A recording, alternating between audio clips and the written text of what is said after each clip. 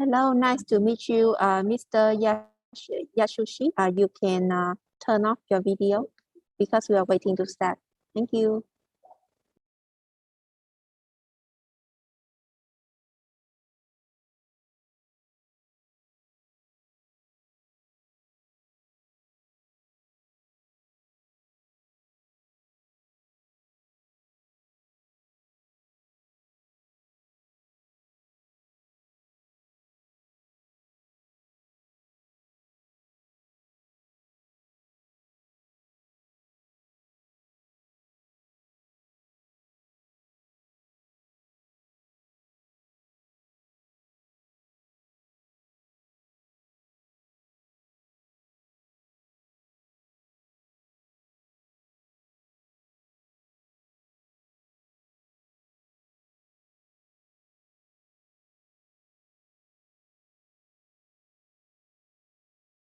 Please turn off your video, Mr. Tanaka.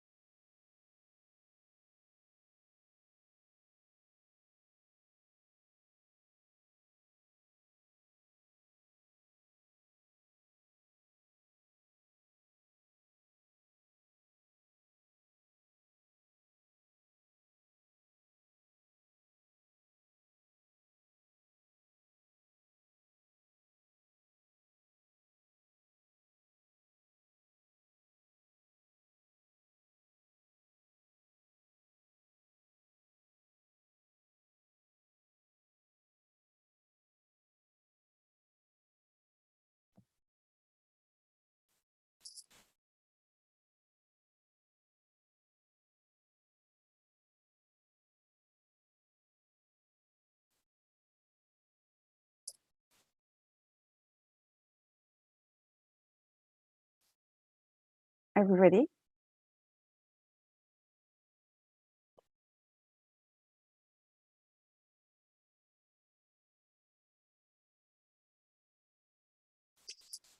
Well, hello everyone, and welcome to this session, Energy Efficiency, Building a Low-Carbon Asia and the Pacific as part of the Asia Clean Energy Summit. This session is jointly organized by the Asian Development Bank, the Sustainable Energy Association of Singapore, the Energy Conservation Center Japan, and Sustainable Energy for All. My name is Rosa Garcia. I am Energy Efficiency and Cooling Specialist at ESI for All. Today we'll be hearing 3 sessions, and I'm delighted to be the moderator of the first one on policy, strategy, and role of the public sector. Then I will hand it over to João Aleluia, who will be moderating the second session, Best Practices, Innovative Solutions, and Technologies. Finally, I will see you again for the third and last session of Financing and Business Models. Please use the chat box to send your questions at any time. We'll take them at the end of each of the 3 sessions. But before we dive into this discussion, I'd like to wish a warm welcome to all our speakers, starting with Mr. Priyantha Wijeyatunga, who will give the opening remarks. He is currently the Chief of the Energy Sector Group in the Sustainable Development and Climate Change Department of the Asian Development Bank. Mr. Priyantha, thank you for joining us today. The floor is all yours. Thank you. Thank you very much, Rosa. Good morning, good afternoon, and good evening to all of you, ladies and gentlemen, wherever you are joining from. The Sustainable Energy Association of Singapore has long been a partner of ADB's Energy for All initiative and Energy for All partnership. This partnership has resulted in establishment of the Sustainable Energy Center of Excellence in 2014, under which today's event is being conducted. I thank SEAS for All for its continued support in the successful conduct of these events, such as this, for ADB's developing member countries. I would also like to thank Sustainable Energy for All, SE for All, and the Energy Conservation Center Japan, ECCJ, for their invaluable support and contribution in making this event possible, and all the participants and guests joining us today.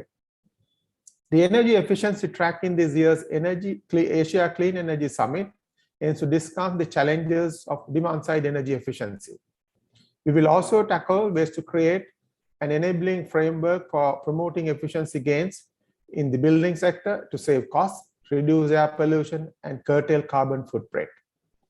As an indication of the energy use of Asia's building sector, the combined energy use of buildings in the People's Republic of China, India, and the ASEAN countries is estimated at about 27% of their final energy use in 2018.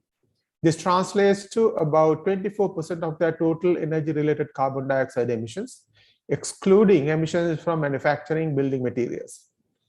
By 2030, energy demand in Asia and the Pacific is projected to double, and by 2040, new building construction in the region is expected to represent nearly half of the world's total.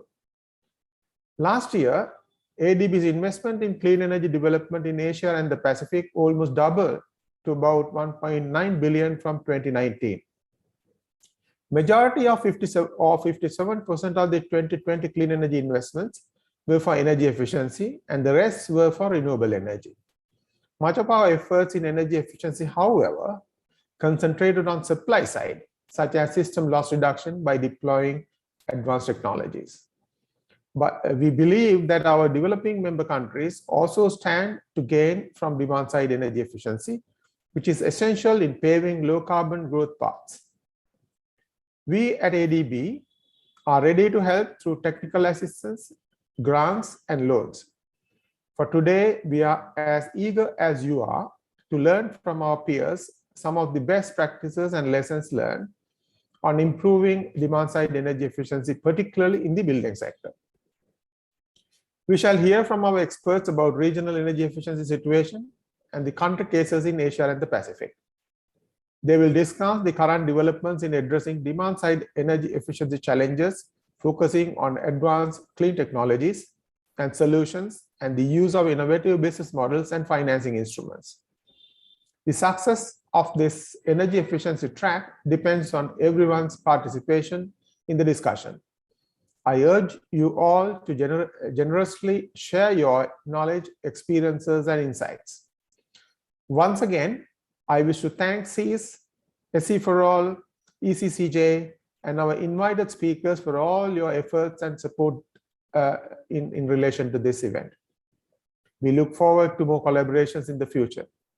I wish you all insightful and productive sessions ahead. Thank you. Thank you very much, ladies and gentlemen.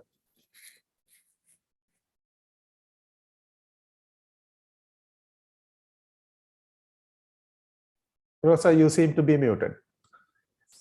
I'm sorry. Yes, thank you very much for those insightful messages. Now we are going to pass to the first session, policy, strategy, and role of the public sector. During this session, we will explore the status, the trends and issues and challenges, but not only that, also the opportunities of demand-side energy efficiency in Asia Pacific.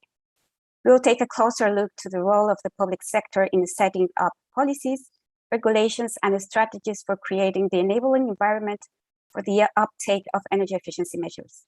Our first speaker is my colleague Alvin Jose, who is a principal energy specialist at SE4All, and he will talk about energy efficiency trends in Asia Pacific and the opportunities to recover better. So welcome, Alvin, and the floor is all yours. Thanks, Rosa. Good morning, everyone, and greetings from Vienna, and good afternoon to all who are there in Singapore. It is a pleasure for me to be in this session. May I have the slides up, please?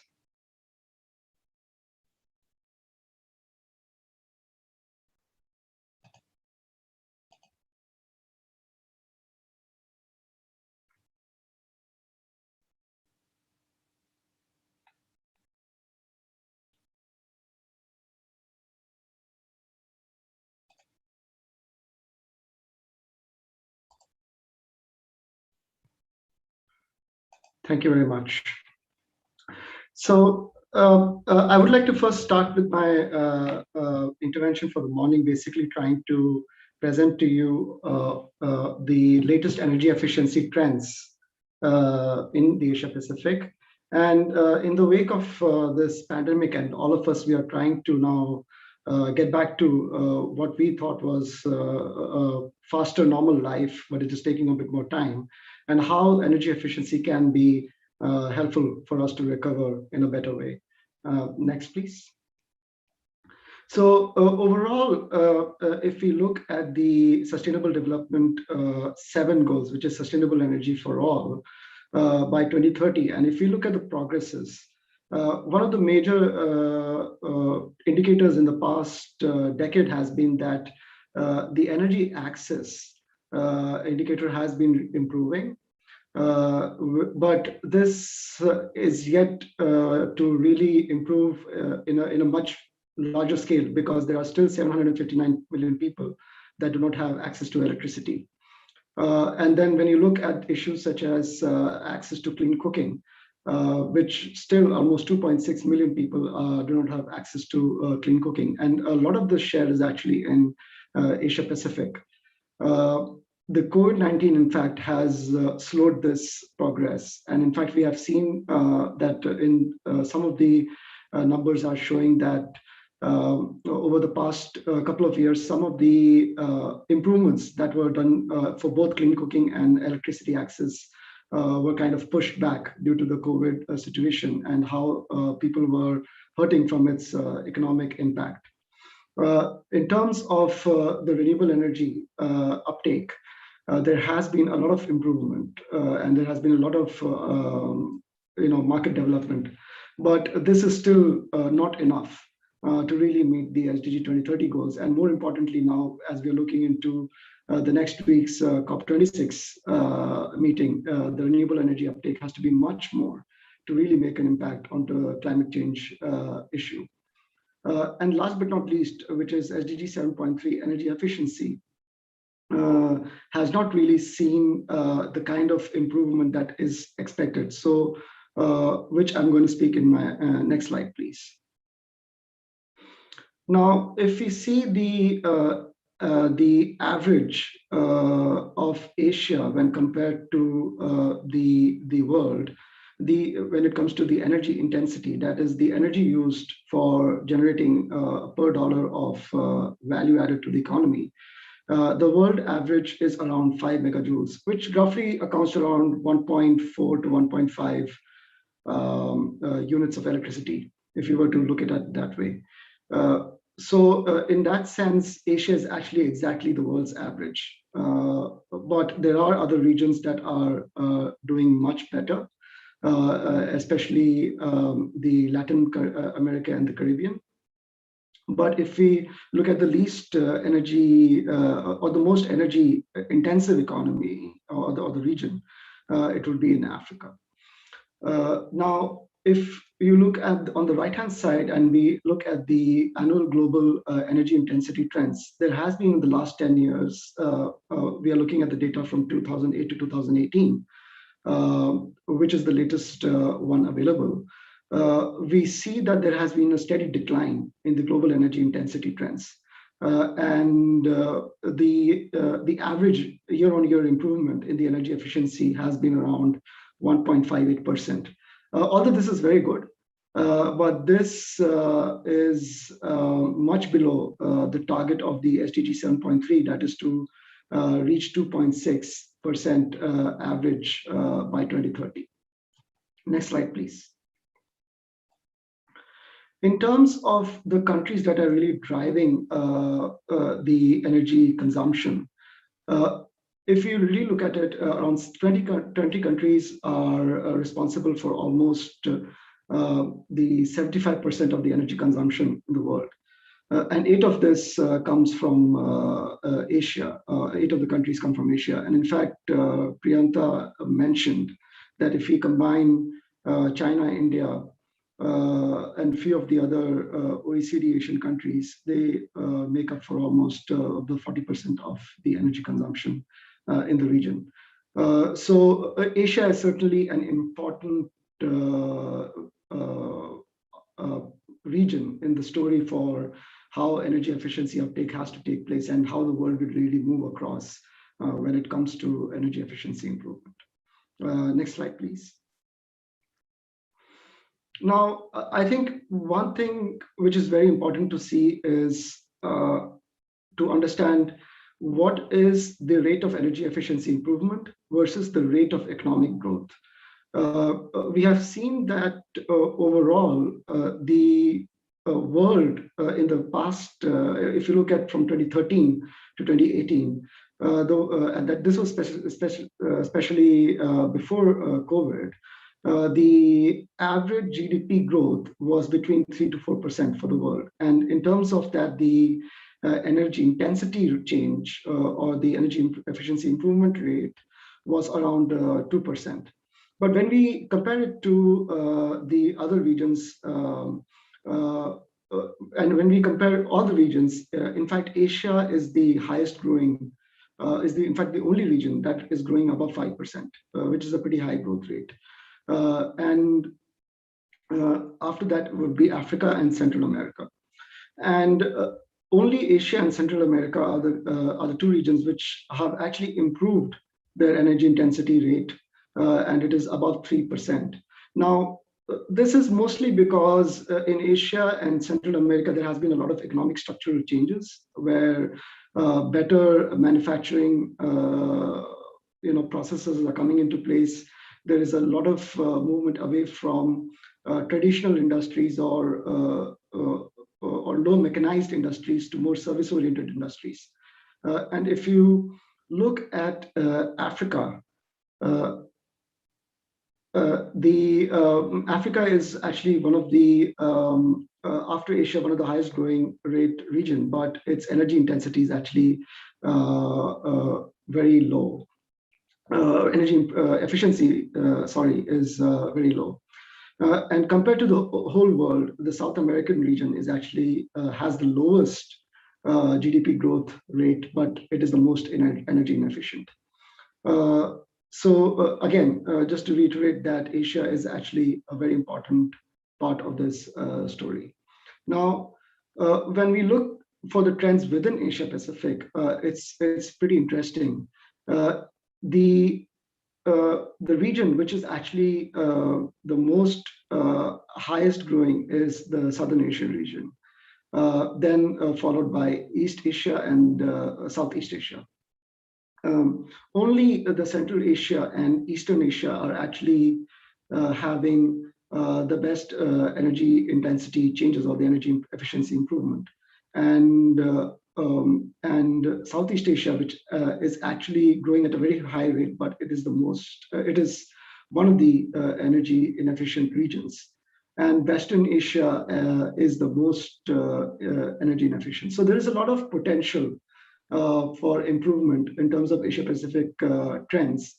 And the overall story is that Asia, although it is growing at a very fast rate, it needs to, along this path, also uptake energy efficiency, because it is not only about improving the emissions and the economy, it is also about competitiveness. It really gives the competitive advantage to a lot of the industries that are there in Asia Pacific in the global markets. Next slide, please.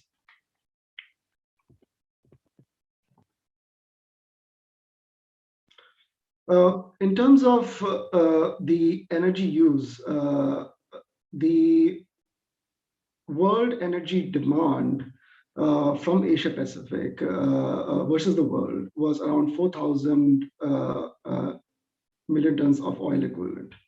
Now, if we were to break that down, the majority of it was the demand was coming from the industries, followed by buildings, transport, and some of the other sectors like petroleum, feedstock, and others. Now, if we were to actually compare this versus the world energy consumption, it is a very interesting take, because if you really compare the in the Asia Pacific region, the majority consumption is coming from the industry. But when you look at the world average, it is mostly from the building. So again, it shows that how Asia is more of a growing economy versus the world economy. And Asia is actually taking up 40% of this energy consumption. Next slide, please. Now, in terms of policies, over the past 10 years, we have seen a lot of energy efficiency uptake in the region. But this has been mostly limited to policy, high-level policy development, and also institutional setting. Not much has been really moved towards in terms of energy efficiency implementation. And here the graph shows that a lot has to be done in terms of market development. So, and incentivizing energy efficiency. So the major focus now for the countries had to be really how to implement this in the next coming 10 years. Next slide, please. Yeah. Now, in terms of COVID and how this energy efficiency can really play a role, I would like to show this example from the Building Energy Efficiency COVID Stimulus Package, which was happening in 2020, out of which some of the major countries that have put heavy recovery packages in building renovation and energy efficiency centered around it, which is actually creating jobs. And in fact, energy efficiency is showing to show an energy a job creation of almost two to three times more than traditional sectors or fossil fuel-based sectors. And some of the countries like China, Germany, UK, and France have really taken up this building energy efficiency as one of their core COVID-19 stimulus packages. Even it was featured majorly in the Korean New Deal, Green New Deal, which put almost $4.5 billion into green new buildings, and which is expected to create around 100,000 jobs for Korea. Next slide, please. And finally, with this whole context, I think now what are the major enablers that the Asia Pacific region really needs to look into is to enhance their policy and regulatory frameworks. That is mainly to strengthen them and actually focus more towards the market development, which has not really happened. Some progress has been made, but that is not enough to really see the improvements that is needed. When we look at energy efficiency, Cost-reflective electricity tariffs is really required. Subsidized electricity rates do not help energy efficiency uptake. And this has to be really now, governments have to really look into how this has to move so that energy efficiency can be built in. There is a need to promote availability of data because the lack of data is really hindering a lot of project development and uptake. And finally, a lot of effort has to be also made in terms of financing and market creation. That's it from my side. Thank you very much.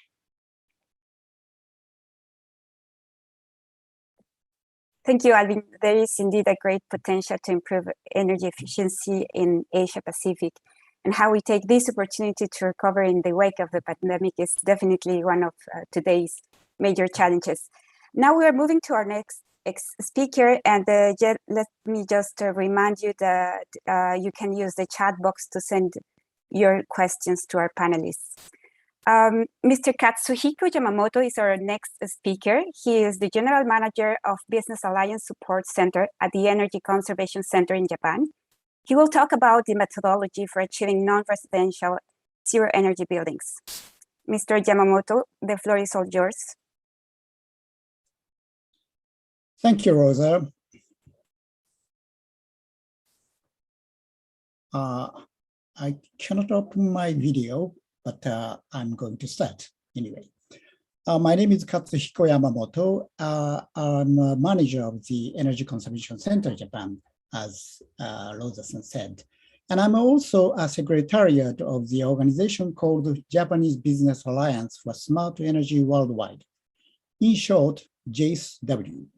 JSW is a consortium consisted of Japanese companies and government organizations which promote energy efficiency and renewable energy technology to the world. I have been working on the standardization of zero energy buildings approach since 3 years ago, and have been working on how to promote zero energy building in ASEAN countries. Today, I would like to talk about recently issued technical specification from ISO for methodology for achieving non-residential zero energy buildings, TS23764 by ISO, and talk about Japanese government measures that promote zero energy buildings in Japan. And from now on, I would like to use the word ZEBs, which is an abbreviation of zero energy buildings. Next slide, please.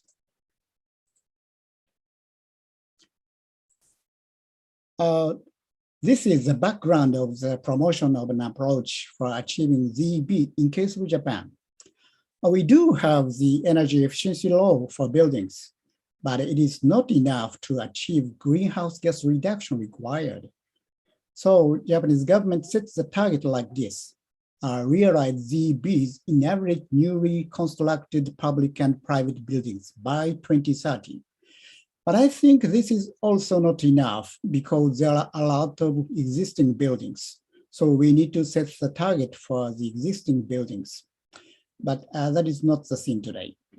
In order to encourage promoting ZEBs, Japanese government established a roadmap for achieving ZEBs. And in that roadmap, a step-by-step approach has been introduced. Next slide, please.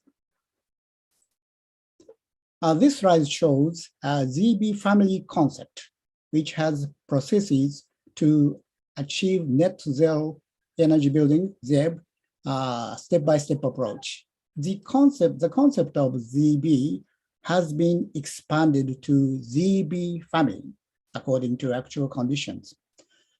First step is to aim for super low energy buildings, which are defined as ZEB ready, and then aim for nearly ZEB and net ZEB. When they certified as ZEB ready, government support, Japanese government support can be applied, such as subsidies. By this approach, we can reduce the initial investment and can wait for further technological development of renewable energy technologies. Next slide, please. This slide shows the definition and evaluation method of ZEBs. Horizontal axis is energy consumption, and vertical axis is volume of energy supply. The baseline is reference primary energy consumption according to the Building Energy Conservation Act in Japan. First, 50% energy efficiency improvement. Then the building becomes ZEB ready. And then adding by renewable energy and even more energy efficiency technologies, buildings will become nearly ZEB and net ZEB. But in TS 23764 by ISO, this reference primary energy consumption has to be defined by each country. And also this reduction rate should be defined by each country too. Next slide, please.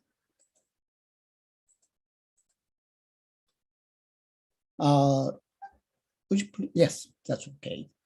There are 6 core elements of TS 23764. I will not explain the details, but I would like to say that this document describes basic concept from the planning stage to after completion of the building, which means including operation and maintenance stages.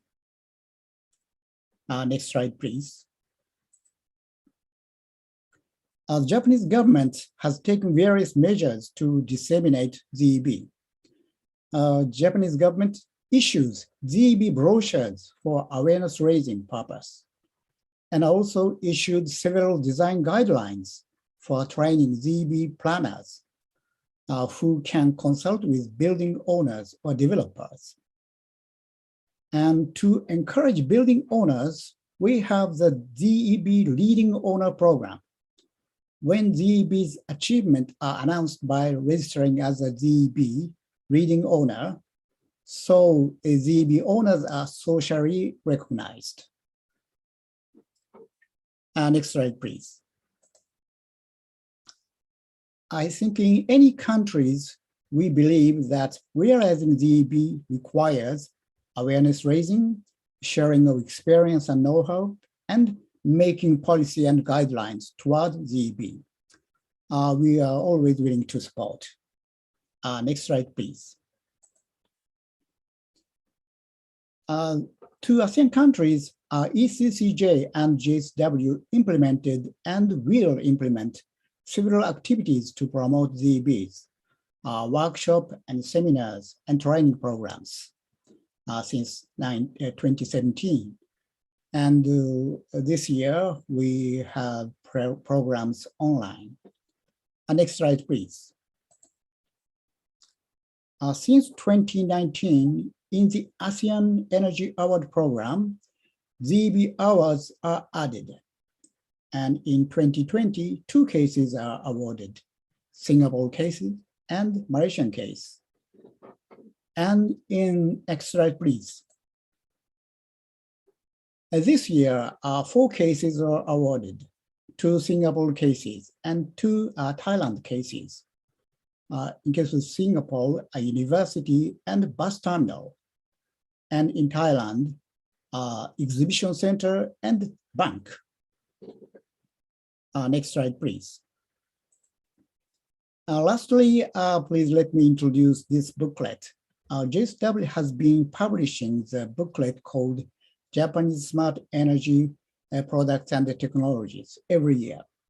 It compiles advanced energy technologies and products developed by the member companies and so forth. Broad categories of technologies are listed in this booklet, not only building sector. There are, for example, factory, industries, residence, construction, transportation, and logistics, and power generation, and so on. These electronic data are available on our JSW website. Next slide, please. So this is the end of my presentation. I hope it could support to reduce carbon emission in building sectors in any countries. Next slide, please. Oh, thank you very much. That's all. That was a great presentation, Mr. Yamamoto. Thank you so much for highlighting the role of standardization, which I really appreciated, and the readiness of net CVs, as you call them. Now, before handing over to our next speaker, and once again, let me remind you that you can use the chat box to send your questions. We have a dedicated time at the end of each session to address them.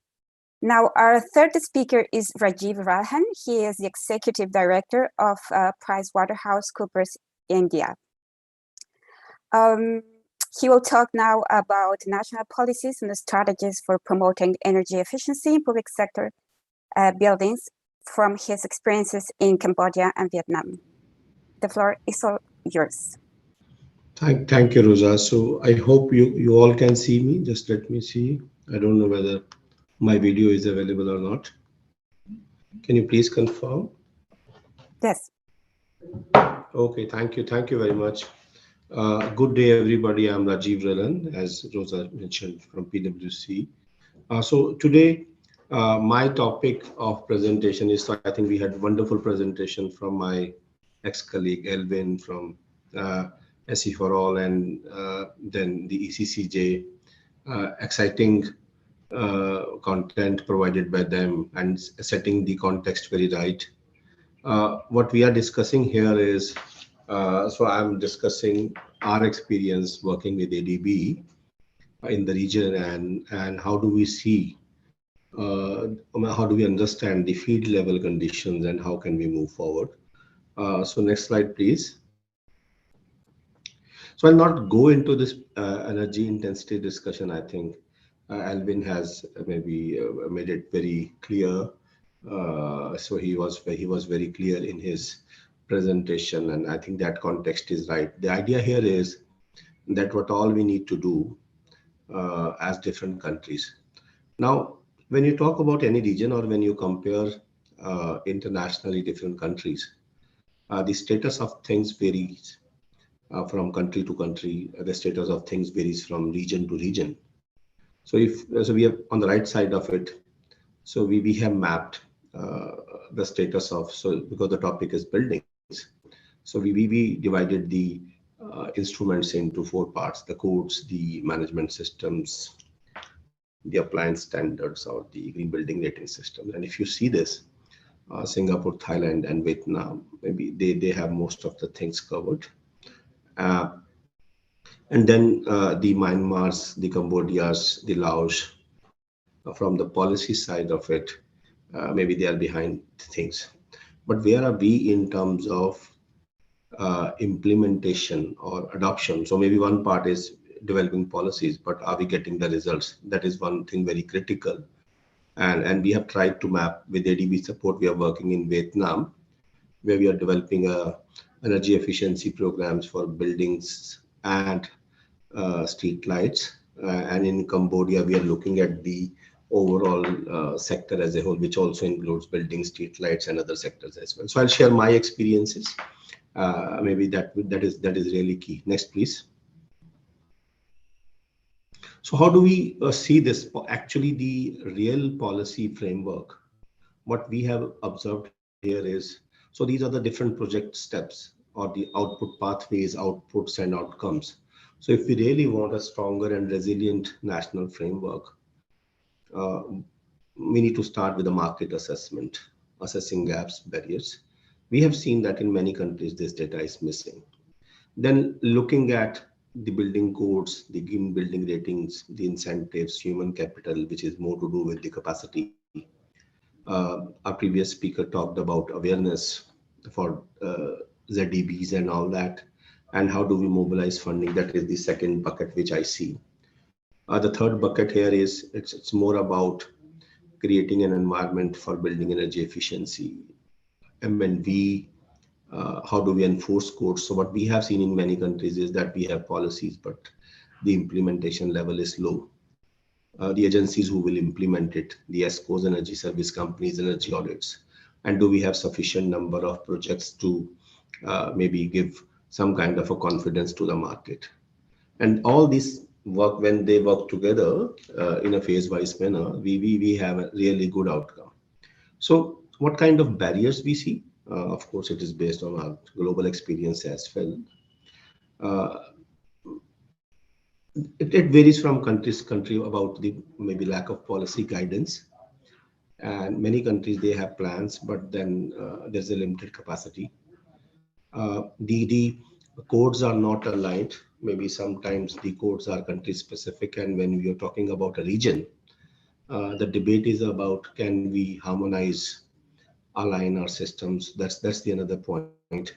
Whether the government is keen for the E part of it, although the different countries are growing, but what is how do they see it about taking forward the energy efficiency agenda? So that requires work.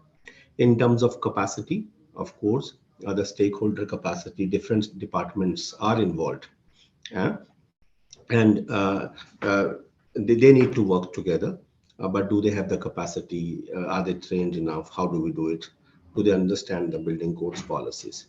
And the last part, which is critical here, is financial.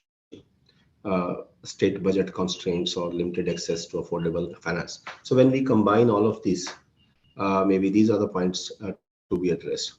So if I look at why public sector intervention is critical, because the public sector facilities, the government can set the direction right. So if that is the maybe best opportunity if we have to motivate any country to move forward. So these are the different set of facilities the governments have, the offices, the healthcare system, schools, universities, and definitely the energy efficiency. It has the benefits, the lower energy cost, increasing investments, so a lot of opportunities for financials as well. Next, please.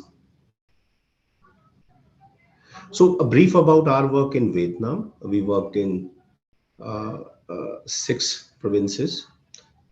We were looking at the offices, hospitals, schools, universities. 19% were hospitals, 35 school, 35%, 37 offices and others. Large number of public building stock. It comprises of administrative offices and schools. Hospitals, they have the highest share in terms of they are the high consuming sectors, and followed by offices or schools and universities. And if you see this, one point which on this slide is very critical here is when we are planning to invest retrofit programs in a country level, it's important to understand that are we planning to have a national program or are we planning to have a provincial program? And if you're planning to have a provincial program, it's important to understand the ownership patterns. So how many, what stock is owned by the state, joint, private, and all that. I think that helps to take a financing decisions, that which agencies will take the right call. And then at the bottom, if you see, these are the energy loads, average energy loads. If you see that in hospitals are coming as maybe the highest energy guzzlers, followed by the other categories. Next, please. So we looked at maybe close to 4,500 building connection data to do our assessments. Next, please.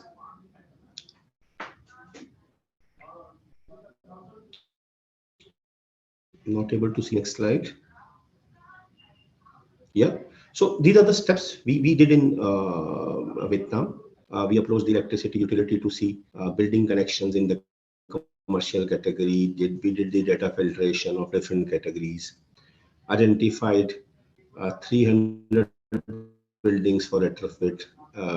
Did energy assessments, walkthrough assessments of some sample buildings, and then we created investment proposals.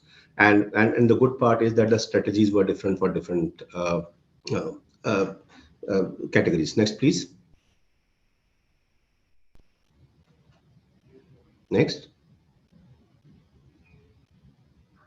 So these are different findings. I will not invest much time, but the strategies are different for different set of consumers. For example, schools, maybe they are not very big energy guzzlers, but the thermal comfort for kids or daylighting, the social impact is very critical here. And in our observation, what we have seen is that schools were lacking in the thermal comfort side of it. And schools were lacking on the lighting side of it as well. So the interventions were more related to that. How do we strengthen the schools? And this is the energy saving potential. And there are a lot of spaces around schools, so the good renewable energy potential. Next, please. Offices, mix of, so most of the offices or hospitals, they are using split ACs, which is again low efficiency, and then the LED penetration is not high, and the envelopes are not meeting the standards. So we looked at all those interventions, that what would be the interventions which are having a low payback period. Next, please. Hospitals, as I told, high energy guzzlers, looked at all the options, and some of the hospitals had the central cooling facilities. So, and the envelope had a lot of potential to be covered. Next, please.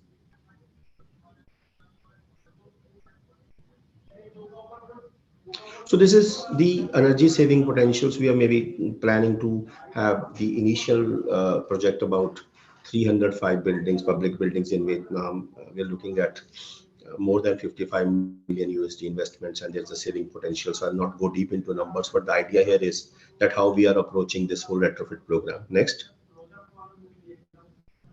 So these are some of the experience which I have, which I already discussed with you. But the one important thing which I would like to highlight here is in these countries, they have an apprehension. Maybe I'll take 1 minute more, briefly talk about Cambodia, and then I'll close.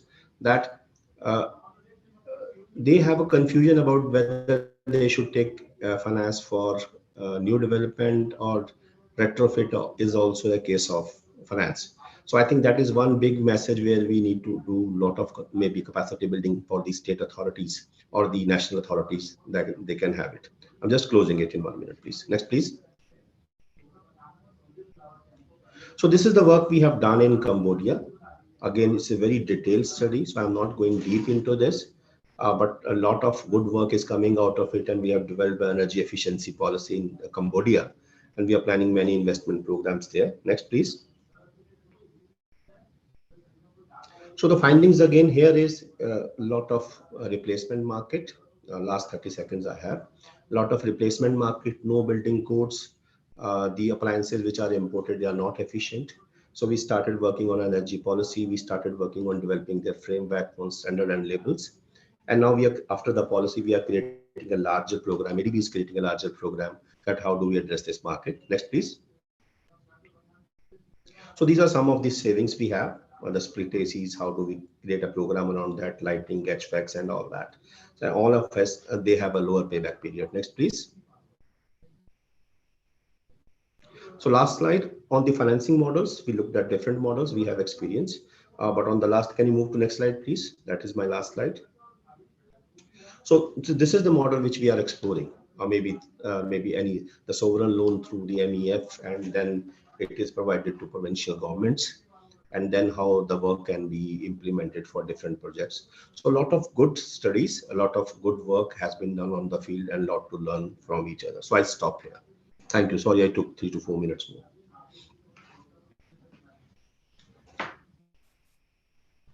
Thank you so much for this presentation. There are a lot of things that we would like to hear, but let's save something for the next session. Our last speaker for this session is Daryl Teo. He is Deputy Principal Engineer at the National Environment Agency in Singapore. Thank you. And the floor is yours, Daryl. I'm just trying to. Thanks, Rosie.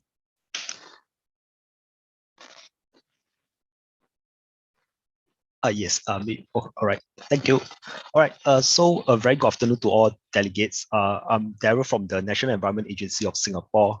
And before going to my presentation, I just want to take the chance to thank the organizers of this event, ADB, CIS, SE4, and ECCJ for organizing this energy efficiency session. So I'll be sharing on the Green Gulf SG initiative, and this was actually recently launched by the Singapore public sector in July this year. Yeah, next slide, please. So basically, there'll be 2 parts to my presentation. I'll be covering an overview on the Green Gulf initiative, followed by an intro to the Guaranteed Energy Savings Performance contracting schemes that is being adopted by the Singapore public sector. Yeah, next slide. Yeah, so this is the first part of my presentation. Next slide. Just to give an overview, an intro on the Green Gulf initiative. It's basically a whole of government movement that was launched under the Singapore Green Plan 2030. And basically, the Green Golf initiative aims to incorporate sustainability into various parts of our operations, including infrastructures, policy, and cultures. And the Green Golf initiative actually builds on the earlier efforts under the public sector taking the lead in environmental sustainability initiative. So just to give a bit more background, the PESTES initiative was actually the former Green Golf initiative that has been in place since 2006, before it was being revamped into Green Golf in 2020. Yep, next slide. Yeah, so there are basically 3 pillars to the Green Golf initiative, consisting of Excel, Enable, and Excite. So Excel is really about introduce ambitious targets and new measures, and I'll be sharing some of our 2030 targets in the later slides. Enable is about embedding sustainability into our core business area, and this is done mainly through some of the green procurement requirements that we have put in place, and I'll also elaborate a bit more on this in the later slide. And last but not least, we also have the Excite pillar, which is really about building a culture of sustainability within the public sector officers, in terms of cultivating sustainability habits and movement among our public sector officers. Yeah, next slide.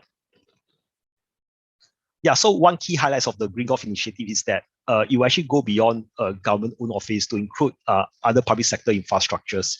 Yeah, so because of this, the number of premises that's covered under Green Golf will actually increase quite significantly to around 1,600 buildings. So it will now cover all the facilities like the healthcare facilities that are being funded by the governments, hawker centers are operated by the governments, autonomous universities, infrastructure facilities such as our waste to energy treatment plant and our water treatment plant, as well as our public transport infrastructure facilities like our MRT stations, train stations, as well as bus interchange.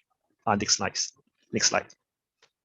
Yeah, so going to our targets, we have put in place 2030 targets. All these are to be achieved by 2030. So we have set a 10% energy savings in terms of EUI from 2018 to 2020 level, 10% water savings in terms of WEI from the same level, as well as a 30% reduction in waste disposed from 2022 level.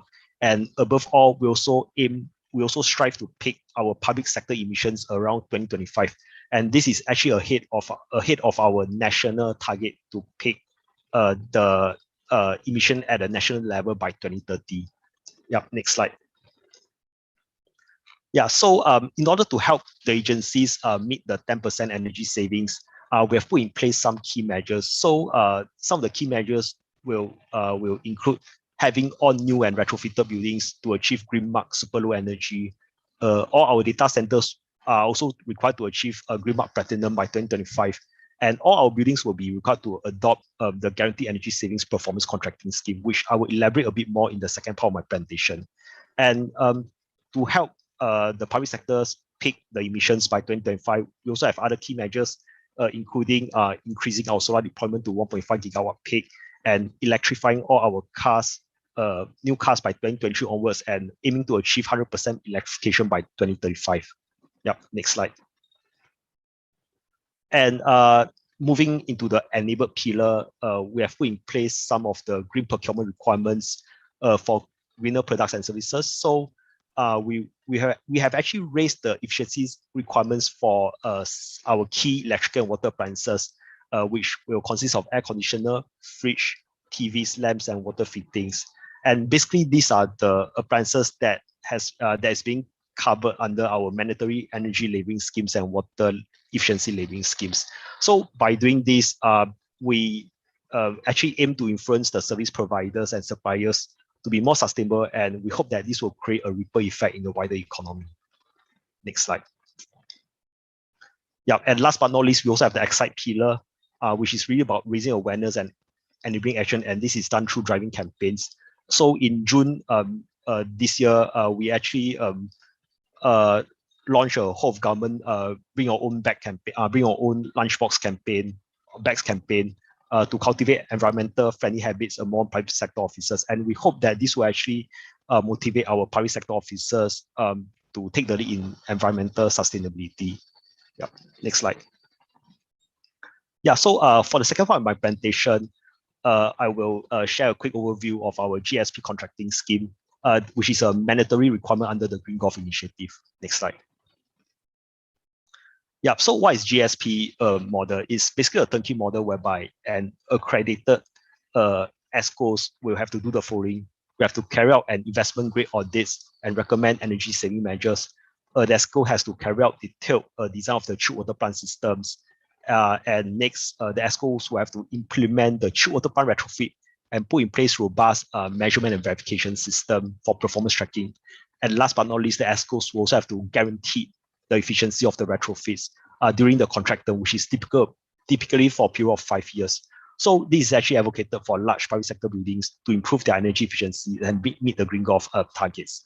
Next slide. Yeah, so just to share a bit more on why we focus on air conditioning retrofits.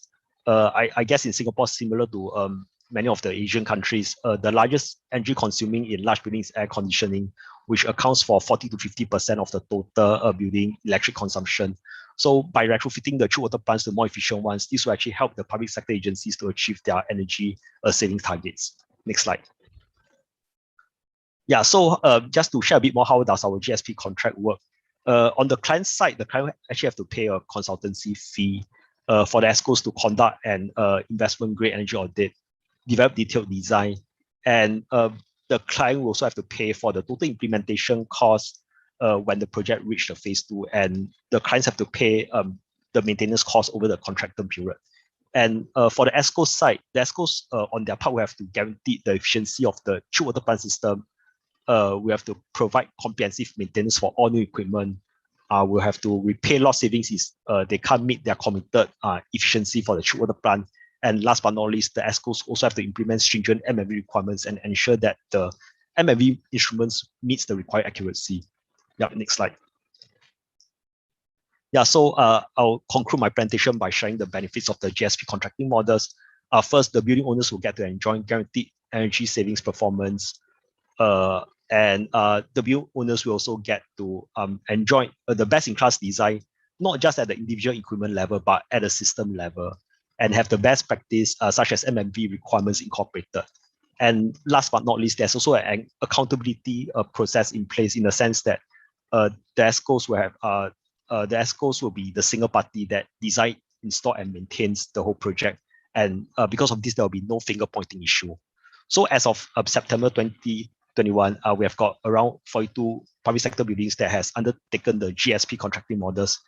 This has resulted in an average of around 20% savings in electricity consumption per buildings, which translates to 30 million annual savings, as well as 33 kilotons of carbon abatement. Yeah. So next slide. I guess it's my final slide. And yeah, I just want to conclude by saying that the Singapore public sector will lead the charge towards a more sustainable and low carbon future through the Green Gulf Initiative. Thank you very much.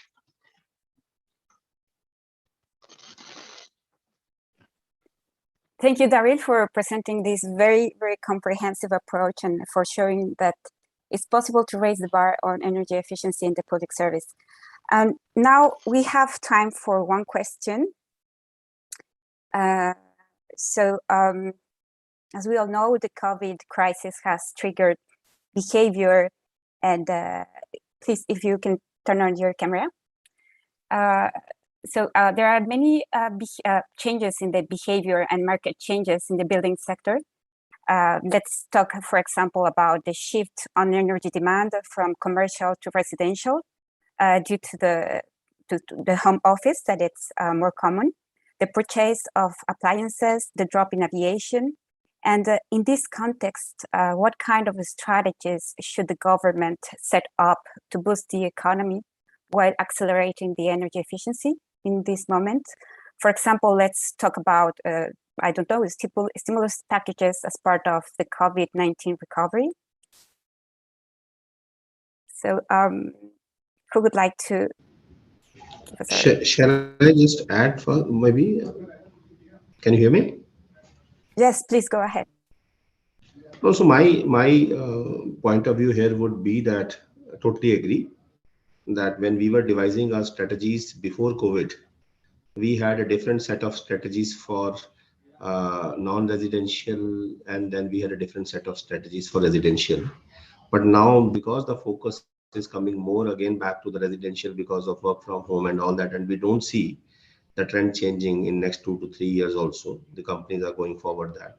I think that highlights the importance of course, residential energy efficiency programs for building, and that highlights the importance of stricter labeling programs for air conditioners and all that, because now maybe I think this is the need if we need to have larger area. So this is the point of view from my side.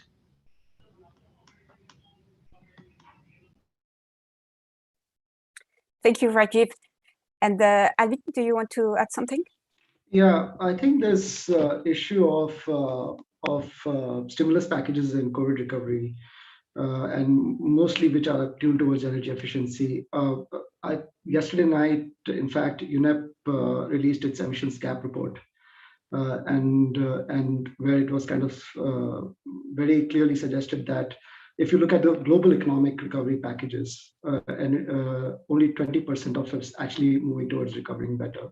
And this is whole of the sustainable energy gamut of solutions that can be put into place. So clearly, not enough is done when you look at the stimulus packages. So I think one of the first things first is that the governments kind of realize that their economic resilience lies really in this. I think second would be to really look at the stimulus packages. And here is where I think a lot of the issues of the Asia Pacific region, when it really comes to utility liquidity, utility profitability, and even utility operations, can really change a bit of this, can turn the tide, so to speak.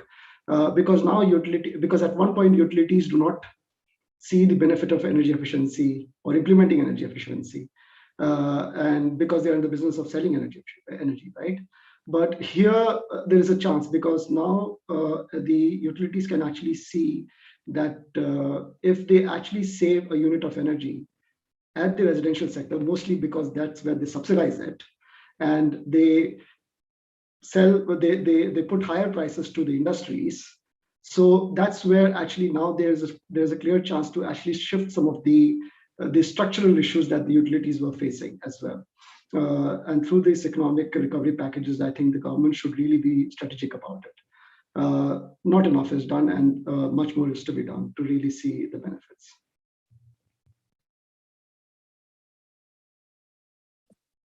Thank you, Alvin.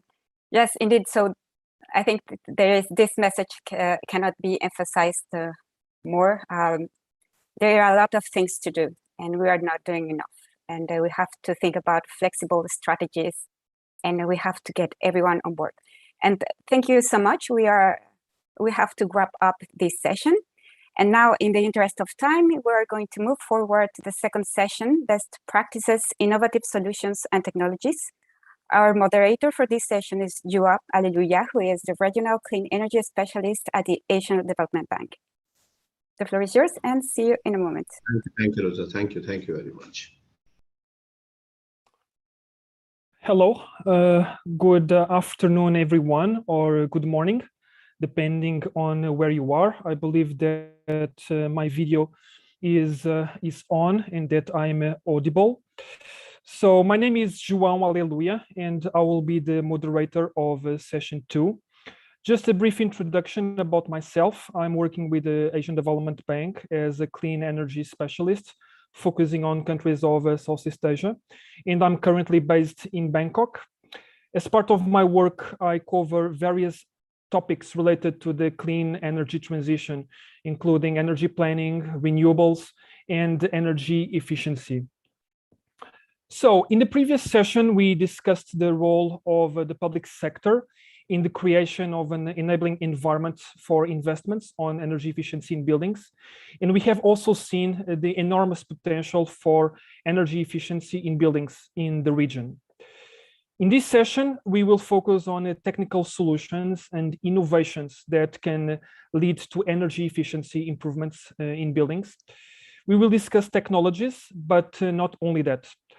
This is also about developing approaches, mechanisms that can support technology and innovation, such as, for example, energy certification systems for buildings, mechanisms to better measure and monitor energy performance, or as another example, the development of business models that can foster innovative solutions, such as energy performance contracting.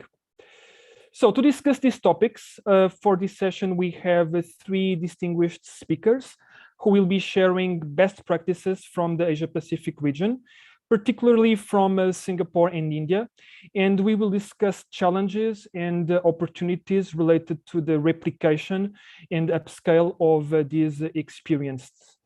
With this, and without further ado, because time for this session is limited, let me introduce our first speaker, Mr. Ang Seng Lee, who is a Vice President of the Singapore Green Building Council.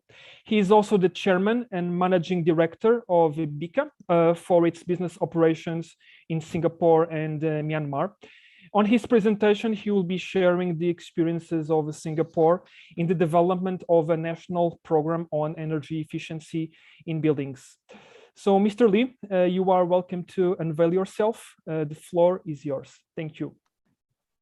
Thank you, Joette. Thank you for these opportunities, and it's great that I'm given the opportunity to talk a little bit about Singapore, how we do with energy efficiency scheme.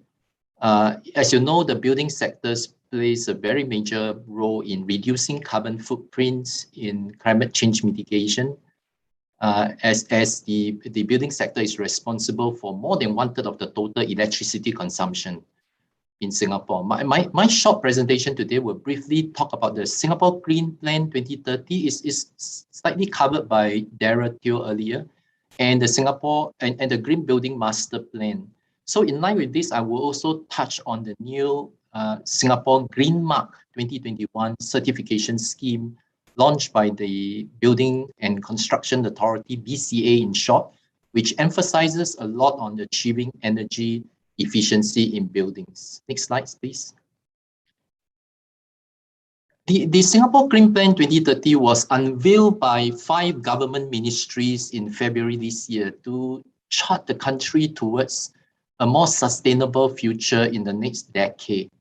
Under this plan, Singapore looks to peak its greenhouse gas emissions by 2030 and reduce that by half by 2050, and achieve net zero by the second half of the century. There are 5 pillars of the Singapore Green Plan 2030. First one is the city in nature. We like to have a green, livable, and sustainable home for all Singaporeans, with more trees be added, and every household living just within 10 minutes walk to a park. Second pillar is about energy research, and this is important. The use of cleaner energy and increase energy efficiency to lower Singapore's carbon footprints. Thirdly, sustainable living, making reduction of carbon emissions, keeping the environment clean, and saving resources and energy is as a way of life for those living in Singapore. The fourth pillar is about green economy, sustainability as a new engine of jobs, a growth of jobs and growth, and new investment in carbon and energy efficiency. Last but not least, the resilient future, building out Singapore's climate resilience and food sustainability. As elaborated earlier by Darrell Teo, a point to note is that the public sector in Singapore is taking the lead in environmental sustainability, encouraging all the agencies to focus on sustainability outcomes that align with the Singapore Green Plan. Next slide, please. Since 2020 last year, the Building and Construction Authority, BCA, and the Singapore Green Building Council, SGBC, we have been working together with various stakeholders of the value chain to push the boundaries of energy efficiency and environmental sustainability in buildings in Singapore. The latest edition of the Singapore Green Building Master Plan was developed after extensive engagement process with industry stakeholders. There are 3 key targets in this 80-80-80 in 2030 vision. The first is to step up the pace to green 80% of our buildings by 2030. Currently, our buildings by GFA is only at 43%. We want to hit a target of 80%. The second target is to bring 80% of new developments by GFA to be super low energy, SLE in short, buildings from 2030. Last but not least, as the target is to achieve 80% improvement in energy efficiency for best-in-class green buildings by 2030. Currently, this is sitting at 65% energy efficiency improvement over the 2005 level. Next slide. You know, there's no fixed definition of what are the components that make up a green buildings. So in a tropical climate like Singapore and in most part of Asia, taking the guidance from our BCA on green building assessment, I have shown these components on the slide. I won't go through in details with you these components, but what is worthy to note is that the energy efficiency component has a huge part in reducing carbon footprints and enhancing environmental sustainability. Next slide.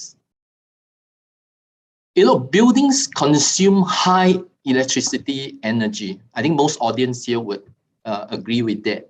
And the highest consumers are commercial buildings. Commercial buildings are buildings such as hotels, shopping malls, offices, because all these buildings are largely using air conditioning.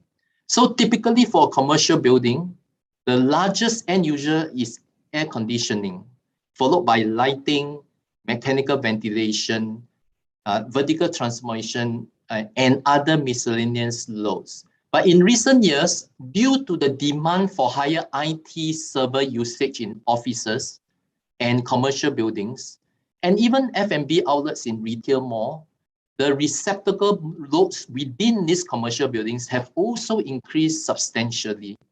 So building engineers have an important role to play in designing to the best in efficiency in buildings. Next slide. In January 2005, the Singapore Green Mark certification program was established. What is this? It's a rating system for green buildings that assess the building's environmental impact and performance. This Green Mark certification scheme provides a comprehensive framework for evaluating the entire environmental performance of new and existing buildings in order to promote sustainable design as well as best practices in construction and in building operations. Currently, as I said earlier, 43% of buildings in Singapore as of last year by GFA are assessed with Green Mark certification. So you can see the breakdown there. The Green Mark certification levels has got various levels. Okay, the highest you go, of course, is better. So you can see the breakdown of number of buildings in Singapore with the respective certification they have achieved over the years. Next slide. So the new Green Mark certification scheme has been updated over the years. The latest one is the BCA Green Mark 2021. It was launched this year. Now it is tailored to a tropical climate like Singapore. This new standard aims to raise standards in energy performance and place even higher emphasis on other sustainability outcomes. You can see from the slide here that a higher standard has been set in energy savings for buildings based on the current levels of certification and awards. For example, if you look at platinum standard or platinum rating of buildings with SLE, super low energy, you need to achieve a minimum of 55% energy savings based on the code back in 2005, or 35% of energy savings based on current prevailing code. So the code has upgraded over the years and they have drawn the standard higher and higher each year. So if you are able to achieve 35% of energy savings based on the current code or 55% based on back then, 2005, that is a minimum standard in order to achieve the platinum SLE. So obviously the other 5 components, you need to achieve 40 points when you do the assessment. So if you can meet all these criteria, then you get a platinum SLE standard building. Next slides. Now to better prepare our green-collar workforce with professionals that have the sustainability knowledge and better equipped to enhance the environmental sustainability of building design, SGBC started with the Green Mark qualification scheme. So to date, we have 863 Green Mark professionals that are accredited to provide sound advice on building sustainability, design, and operations. So these professionals need to have a certain minimum level of qualifications, and also they need to have the experience of working on projects with Green Mark certifications, and they can then apply to Singapore Green Building Council, SGBC, to be certified as either a Green Mark accredited professional or Green Mark advanced accredited professionals, and so on. Even in the facilities, the FM, they can apply for that as well. So today we have 800 over, and the list is growing because our aim is to really increase the pool of professionals with the knowledge to be able to contribute significantly to building sustainability design and operations. The next slides, please. And this will be my last slides. Now, I just want to let the audience know that SGBC together with BCAA, currently we have an energy performance contracting scheme called the Zero Capital Partnership Scheme. What is this scheme all about? This scheme is useful to smaller building owners who may not have the money, the capital, and the technical expertise necessary to implement energy efficient retrofit projects on their own. So this scheme allows building owners like this to engage Singapore Green Building Services accredited energy performance contracting firm, EPC in short, to help facilitate the application for the relevant grants or incentive schemes to fund the retrofit works and also to provide the design option as well. So this is a good scheme to help some of the smaller building owners that they have been operating buildings for a long time. It's time to get them to upgrade to a more energy efficient plants, but they may not have the capitals, they don't know the know-how. They can actually tap on this scheme to help them to retrofit their building and change their equipments into a more energy efficient equipment. You can find all these details in the SGBC website, and the details are all listed there. Next slides. I think that's the end of my presentation. Yes. Thank you so much. Yeah, thank you so much, Mr. Lee. There is indeed a lot to learn from Singapore's experience, and I'm particularly impressed by the fact that 43% of buildings in Singapore are Green Mark certified. You said only, but I think it's already quite good. But I'm maybe even more impressed with the government's target of 80% green buildings by the end of this decade. So thank you for that. Before I move on to the next speaker, I would like to remind everyone in attendance that you may post your questions in the live discussion box that you have on the right-hand side of your screen. So please do not hesitate. I really encourage you to participate. Now, our next speaker is Mr. Peter Goh. He is Vice President of a leading provider of clean energy solutions based in Singapore, SENSIP, but with operations in several other countries of Asia Pacific. On his presentation, Mr. Peter Goh will share some best practices on demand side energy efficiency in buildings. So over to you, Peter. The floor is yours. Thank you. Thanks for the slides. I think we can expand it to the presentation mode. Great. Good afternoon to all the attendees tuning in. Big thank you to the organizers for giving us the opportunity to be part of this event. I'm Peter Goh from the Sunseap Group, and today I'll be talking about best practices on demand-side management. Next slide, please. Before we dive in, I'd like to share more about Sunseap Group with our virtual attendees. We were established back in 2011. We are 10 years old. We currently have over 2 gigawatt peak of solar capacity contracted across 11 countries, and we are Singapore's most established clean energy solutions provider. We serve clients ranging from local small medium enterprises to large local corporates to multinationals and government organizations. And we are supported by an extensive and robust network of financial institutions and business partners, including our shareholders, Temasek Holdings, Banpu, banks such as UOB, DBS, ING, and industry partners such as Baostep Projects. Next slide, please. Solar leasing forms the cornerstone of our business, but over the years, we have grown from strength to strength and currently provide the full spectrum of clean energy solutions through our various subsidiaries. So apart from solar leasing, these will include energy retail, clean energy retail to the likes of Apple, Facebook, Amazon, energy performance contracting, green roofs, environmental sustainability design, energy storage systems and microgrids.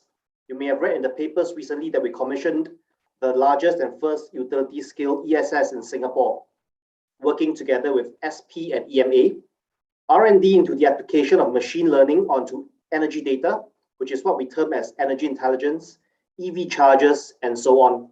Next slide, please. So I liken sustainability and decarbonization to a weight loss journey. And I thought of this analogy because I'm currently trying to lose weight myself. So firstly, you must know where you stand. In the weight loss analogy, how heavy are you? Next, you set a target.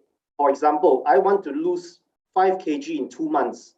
And with that, you draw up a plan on how you intend to go about achieving those targets.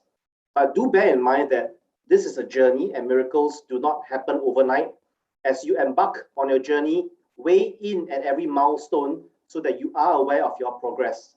And be prepared to make sacrifices, but know that your efforts will eventually pay off. Lastly, seek professional help whenever required. There are 3 parts to this equation. On the left of the screen, I term this as the input. This means dieting and eating clean. On the right side of the screen, which I term as output, this means exercising and keeping active. To stitch both together, it will be a weighing scale so that you can know and quantify your progress. Now, how does this analogy map back to our topic of best practices on demand-side management today? Next slide, please. In the sustainability or building context, the input refers to the generation, adoption, and consumption of clean energy. This could be solar. In other countries, it could be wind, it could be tidal, geothermal, etc. These could also include energy storage, renewable energy certificates, and clean energy imports. On the demand side, it is equally important for us to reduce consumption wherever possible. This could be done through the adoption of energy efficient practices or upgrades to M&E equipment such as lighting or chillers. Other possibilities will include passive design and features. For example, green roof to reduce heat transmission through the roof slab that indirectly leads to lower aircon usage. And to stitch all these together, we require measurement and verification. In Sunseap, we see M&V as the digitalization of energy, and we address this through our energy intelligence solution. Next slide, please. Solar is still the most reliable source of renewable in Singapore. As of today, there are various commercial models for clients to choose from, ranging from a capex-free power purchase agreement pioneered by Sunseap, or we call that a PPA for short, to conventional EPC type outright ownership, and anywhere and anything in between that spectrum. Over at Sunseap, we design, we finance, we build and maintain solar PV systems for our clients.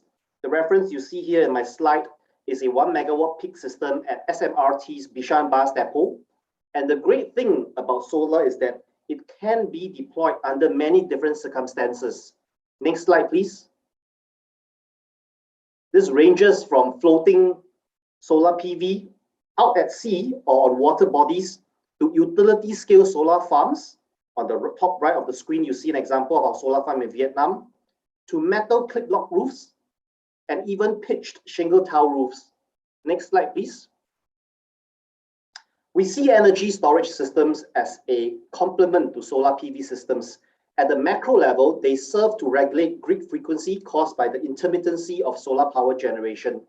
However, at the building level, not only can the ESS store excess solar for subsequent redistribution, it can also perform other functions such as peak shaving, which results in operational cost savings for clients because they are now able to reduce contracted capacity. Next slide, please. So moving on to energy efficiency, we typically look at the two lowest lying fruits. These are lighting systems and ACMV systems. Combined, these two services make up more than 50% of a building's total energy consumption, and they present significant opportunities for reduction in energy consumption and result in cost savings. At Sunseap, we follow a 5-step process. It starts off with an energy audit, allowing us to understand the level of energy efficiency where the building currently stands, and from there to propose tailored and customized solutions for our clients to be more energy efficient. Next slide, please. We fully finance these solutions and co-share the resultant energy and cost savings to the client over a fixed contractual duration, and during which we provide the full service and maintenance for the retrofitted equipment. So the idea and concept of EPC, I think, has been well covered by the previous speaker and speakers before me. I would not elaborate further. I would like to share some references. Next slide, please. Here are some of our project references that have demonstrated significant energy savings. For the SingPost Paya Lebar headquarter project, we saved over 137,000 kilowatt hours per month. And for Hamilton Sundstrand APAC, over 35,000 kilowatt hours of savings per month. Next slide, please. I would like to share a key project and client, which is StoreHub. It is a self-storage company. They have sites across Singapore, and we provided the full suite of clean energy solutions across all their buildings, over 12, 13 buildings in Singapore. And these include solar PV, green roofs, ACMV, lighting, EV chargers. To me, this is a prime example of a best practice, the adoption of clean energy solutions to reduce environmental impact and to decarbonize while achieving operational cost savings. Next slide, please. Banks nowadays are also very conscious and enthusiastic about green project financing. Now, make no mistakes, there are upfront capex costs that comes with the implementation of green solutions, whether clients choose to foot the bill upfront or if Sunseap is able to finance the project. So UOB Bank is a very close working partner of ours. They recently launched their U Energy program, which provides financing for clients that are looking into improving energy efficiency. There is no better time to act when it comes to sustainability, whether is it clean energy generation, installation of solar systems or other forms of renewables, or whether is it energy efficiency. However, there is a cost of waiting. Singapore has a good and robust ecosystem today, from energy service companies to banks providing green financing. I urge our attendees today to quickly look into how your company or organization can play its part for our environment. Next slide, please. And with that, I come to the end of my presentation. Thank you, and I wish everyone a great day ahead. Thanks a lot, Peter, and especially for keeping this within the 10 minutes mark. If there is something that I retained from your presentation is that we can no longer think about solutions on a standalone basis. It's not just about replacing a less efficient machine for a more efficient one. We have to think holistically and consider the complementarity of different technologies and approaches. And the combination of solar and energy storage systems is, I think, a good example of that. I also liked the analogy that you made between decarbonization as a weight loss journey, because it's really about trimming down your carbon footprint. And this requires an effort and maybe some pain as part of this journey. So thank you again for this, Peter. I'm delighted to introduce our next and final speaker, Mr. Soumya Garnik, who is an executive director of EESL, which has been one of the engines behind India's outstanding transformation towards a more energy efficient economy and society.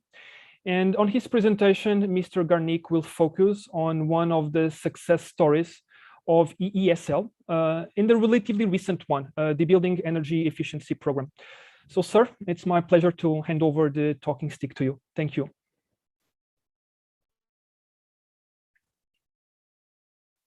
Yeah, thank you. Thank you very much for the kind introduction. And it's a good afternoon, good morning to my fellow panelists and the participants who are listening this virtual conference from across the world. Well, I will be speaking about one of the very, very flagship program of EESL, Energy Efficiency Services Limited, which is an entity under Ministry of Power, Government of India, and how the market transformation has happened in this particular program. Next slide, please.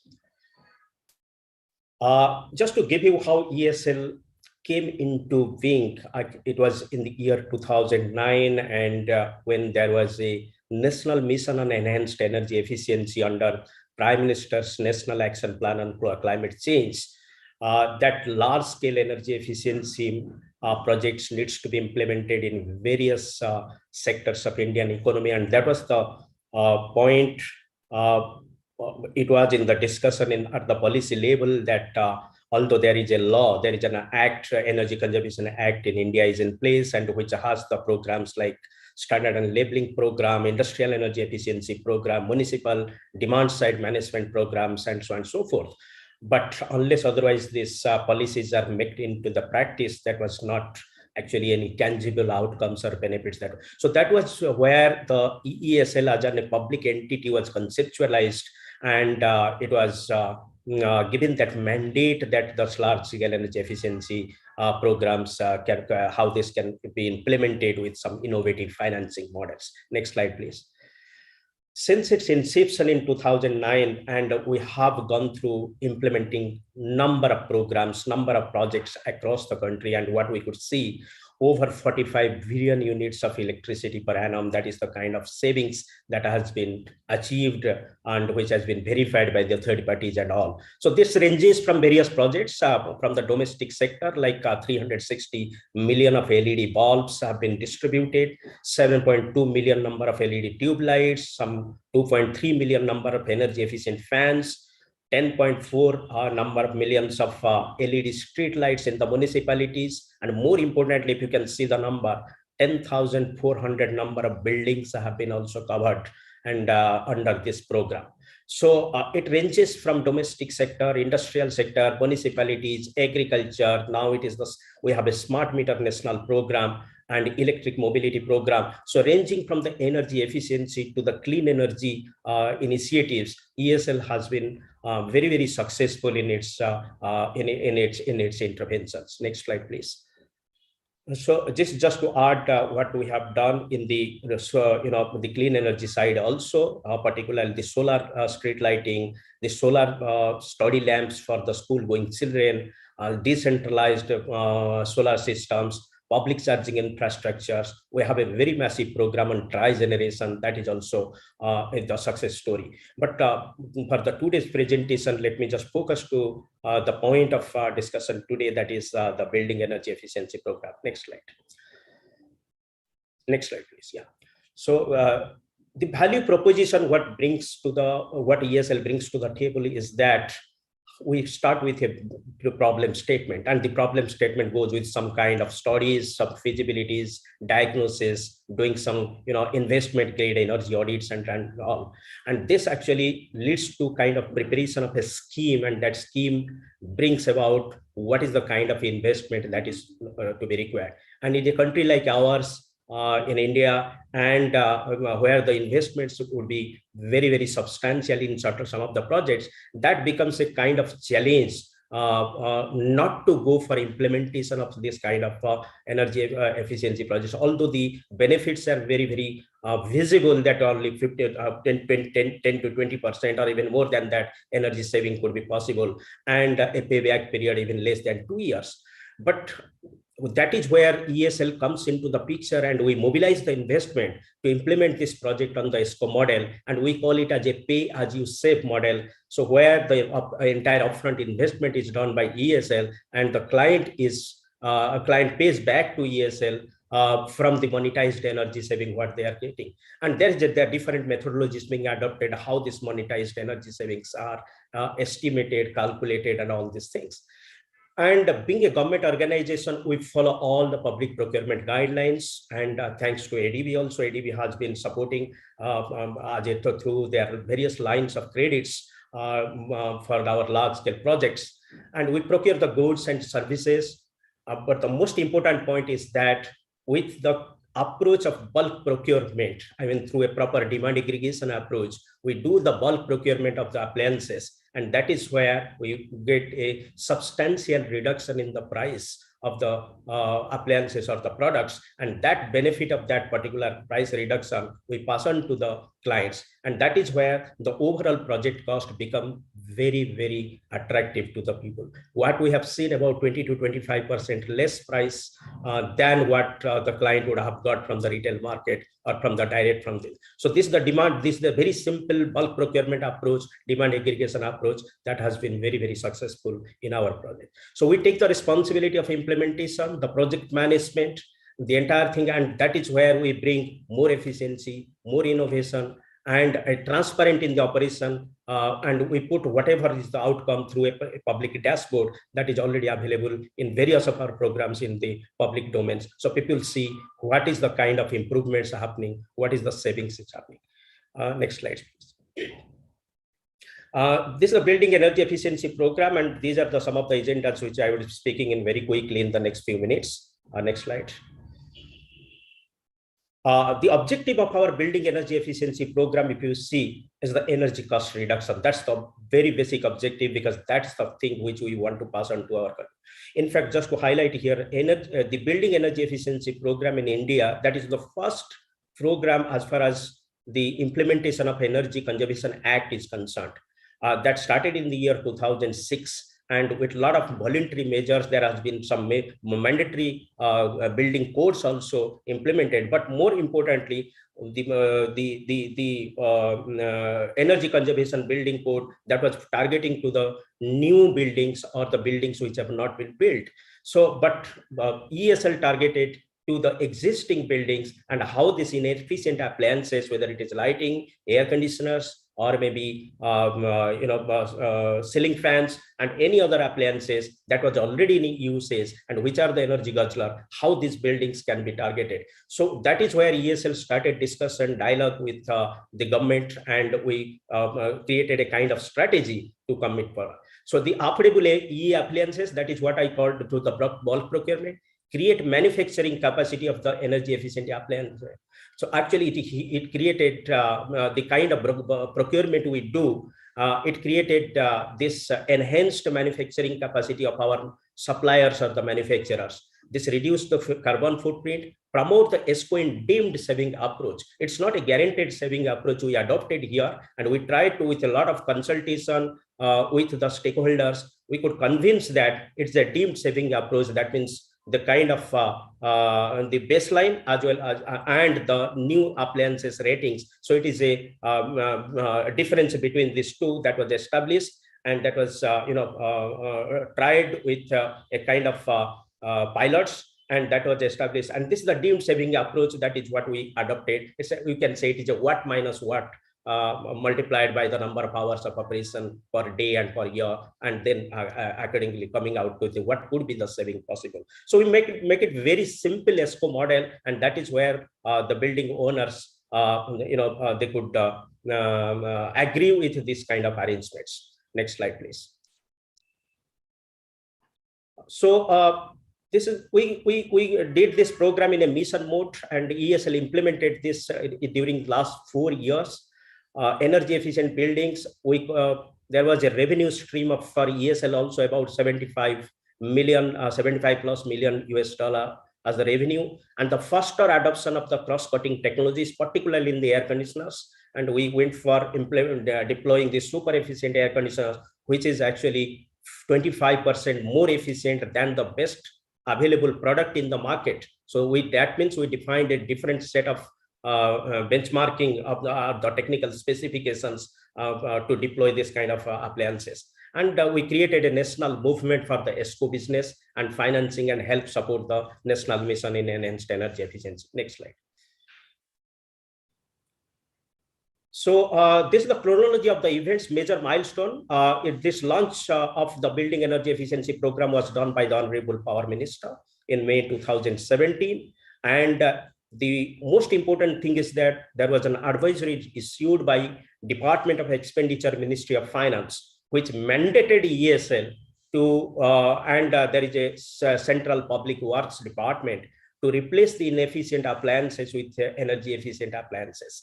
So this advisory was sent to all our provinces and states, and ESL was asked to work with these building owners to implement this program within a mission mode. That means within 2 to 3 years period.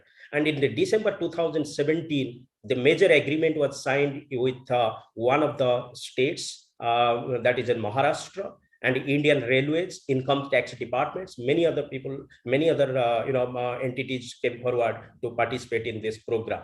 But it started with the advisory which was issued in August 2017. In March 2018, agreement signed with the Airport Authority of India also. And March 2019, 10,400 number of buildings were completed. Yeah, please, next slide. Sorry, you are at time. Can you try to wrap up within the next 1 or 2 minutes? Thank you. Okay, sure. Thanks. And I think to make the long story short, although there are a few more slides, but I've been given the warning to close it. So this GOI mandated ESL to implement this BIP program that has been quite successful. And go to the next slide, please. Next slide. Yeah, so these are the physical achievements. If you just see 7,000 plus railway stations, CPWD building, 400 buildings, 63 airports, 10,000 number of banks, branches, and the ATM centers, 2,300 buildings in one of the states, and 594 courts and the government buildings. So these are all implemented in a programmatic manner where the bulk procurement approach was adopted, and the energy efficient appliances in lighting, air conditioners, and the ceiling fans were replaced in this manner. Next slide, please. Next slide. So this is the financial achievements and projects. And if you just see the revenue growth we have seen from about 30 times of the revenue growth from the year 2017-18 to 22-23. That is what we are targeting, and we have already achieved around 6 to 7 times of the revenue growth. So it's a massive program, and while going to there are a few more slides. I'm not going to touch upon that. These are self-explanatory. But more important thing is that we are going to launch this national chiller replacement program very soon. And the more value addition is that the integrated air quality index program, that is the RAISE program, where we are actually trying to minimize the impact of the COVID as far as the centralized air conditioning systems are concerned. We have already completed a couple of pilot projects, and where we have introduced the ultraviolet injections to the centralized air conditioning system, and how this has actually impacted in reducing the the negative impact of these COVID things. So the launch of the chiller energy efficiency program, which is being supported under the USAID, and that is being taken care of. So thank you very much for this opportunity. Thank you very much for being able to tell us about this success story in such a short period of time. I reckon that a lot more could have been said, because there is so much to learn from the EESL experience, and not only on the DEP program that you have briefly outlined. And in terms of achievements, the figures are really impressive, especially if we take into account that this specific program was only launched in 2017 and with only 20 buildings. So thank you again for that. We have more or less 5 minutes before the close of this session, so there is not much time left for questions, but I have picked a couple. Maybe I could start with Mr. Lee. Can you clarify whether the Green Mark scheme is a voluntary or mandatory scheme, and what are the reasons for such high level of adherence in Singapore? And maybe also if you could reflect on the challenges faced by the government in the development and implementation of the Green Mark scheme, and in what aspects other countries of the region, and I'm thinking especially in ASEAN, could learn from the Singapore case. Thank you. Thank you for that question. And whether is it a mandatory or not for Green Mark, the short answer is yes.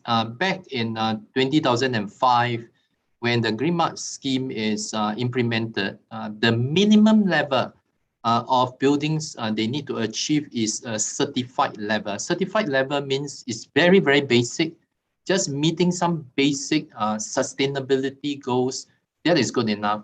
But then we have other standards, as I shown in the previous slides. You can go for Gold standard, Gold Plus, Platinum, and then over the years until 2021 this year, we have even introduced a super low energy standard. So now the Green Mark, the mandatory Green Mark for buildings is now not going for minimum certified anymore. It's going for minimum Gold standard. So you can see that over the years, we are raising the standards of sustainable buildings, especially in the area of energy efficiency. So that's what we do. You're saying about the question you're asking about. What was the second about challenges? The question? Yeah, challenges. If we think about replicating these experiences to other countries. Mm-hmm. Yeah, the challenges is mainly mindset change. So if it's a public sector, no issues. Government is always on the forefront to help. But it's the private sector. Sometimes, if you were to implement, for example, a platinum standard, there is a capital outlay involved because, for example, you need to install solar panels and so on, and all these are adding to the capital value of the project. So these are challenges. But in the initial year, the government introduced scheme. Financial support scheme in such a way that if you are able to achieve platinum standard, we'll give you back, we can increase your GFA for the building so that you can have some financial return when you sell your property or you rent out your property. So we have this scheme that was in place in the past. So one of the key challenges is about money, about what kind of capital you need to, because they talk about return on investment also. So I could just stop there to say about these are the key challenge. Yeah. Well, thank you so much for sharing your insights on this and also for being concise. I think we have 1 or 2 minutes left, and I'll have a question for Mr. Peter Goh. Also, following on the question that I have asked Mr. Lee, I wonder what challenges you see in the introduction of some of the more innovative solutions of Sunseap's portfolio into other markets, because Sunseap is present in different markets in Asia Pacific. For example, energy performance contracting requires some familiarity with this business model. So I wonder if you could share very quickly, because we are running out of time, some lessons learned or some insights on this. Thank you. So pertaining to the question of outside of Singapore, I think the biggest challenge, whether is it a new technology or a very mature technology, is always about local regulations. We need to really understand how the local regulations work in order for us to able to financially engineer a project such that it is feasible for us, bearing in mind that we own, our preference is always own our assets, so we finance fully and we own the assets and we operate it. And that could run into regulatory hurdles sometimes. One example I can think of is Vietnam, that has, at that point in time, regulations regarding building owners installing solar panels, and they are not allowed to sell to the grid. And we can't structure that as a PPA. So some other companies go about this by structuring it as a financial lease, but that has accounting impact as well. So I think to answer the question, it is really about understanding the local regulation of that particular country, and this differs from country to country worldwide. Once you have a good grasp of that, it will be easier for the company to decide what is the best way to implement those solutions.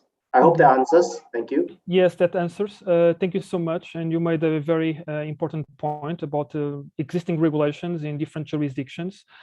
I really have to wrap this up. I hope that this session helped to cast some light on the opportunities for demand-side energy efficiency in buildings. Based on the experiences that we have seen and heard in this session, I think that if the right policy framework is in place, this can lead to the creation of an ecosystem of companies that can provide a wide range of solutions focused on energy end user interventions, which could be quickly deployed and ramped up. And in turn, this could help realizing the enormous potential for energy efficiency in buildings. With this, I want to thank our three outstanding speakers who made this session possible. So please join me for a virtual round of applause. And let me bring this session to a close and hand over to the moderator of sessions 3, Rosa Garcia. Thank you so much. Thank you, Joe. Hello once again, and welcome to the session Financing and Business Models. For those that are joining, my name is Rosa Garcia, and I am Energy Efficiency and Cooling Specialist at ESG4All, and I will be moderating this session. During the next minutes, we'll be hearing 3 presentations about how energy efficiency solutions can be financed, replicated, and scaled up. This conversation, however, doesn't end there. We will need to think how they will be set up, operated, and maintained. And while there are stories of success and experiences to be shared, finance somehow is not flowing at the speed and the scale necessary to reach climate targets. So let's get started. And please let me introduce you to our first speaker for this session, Mr. Pavin Roshnavisart. He is project manager at EGS Plan Bangkok. Mr. Pavin, he is an experienced energy designer and building simulation specialist, and he is in charge of managing multiple green building certifications projects in Thailand. We look forward to hearing your presentation, Pavin. The floor is yours. Okay, thanks, Rosa. First, to introduce myself again a bit, I'm Pavin.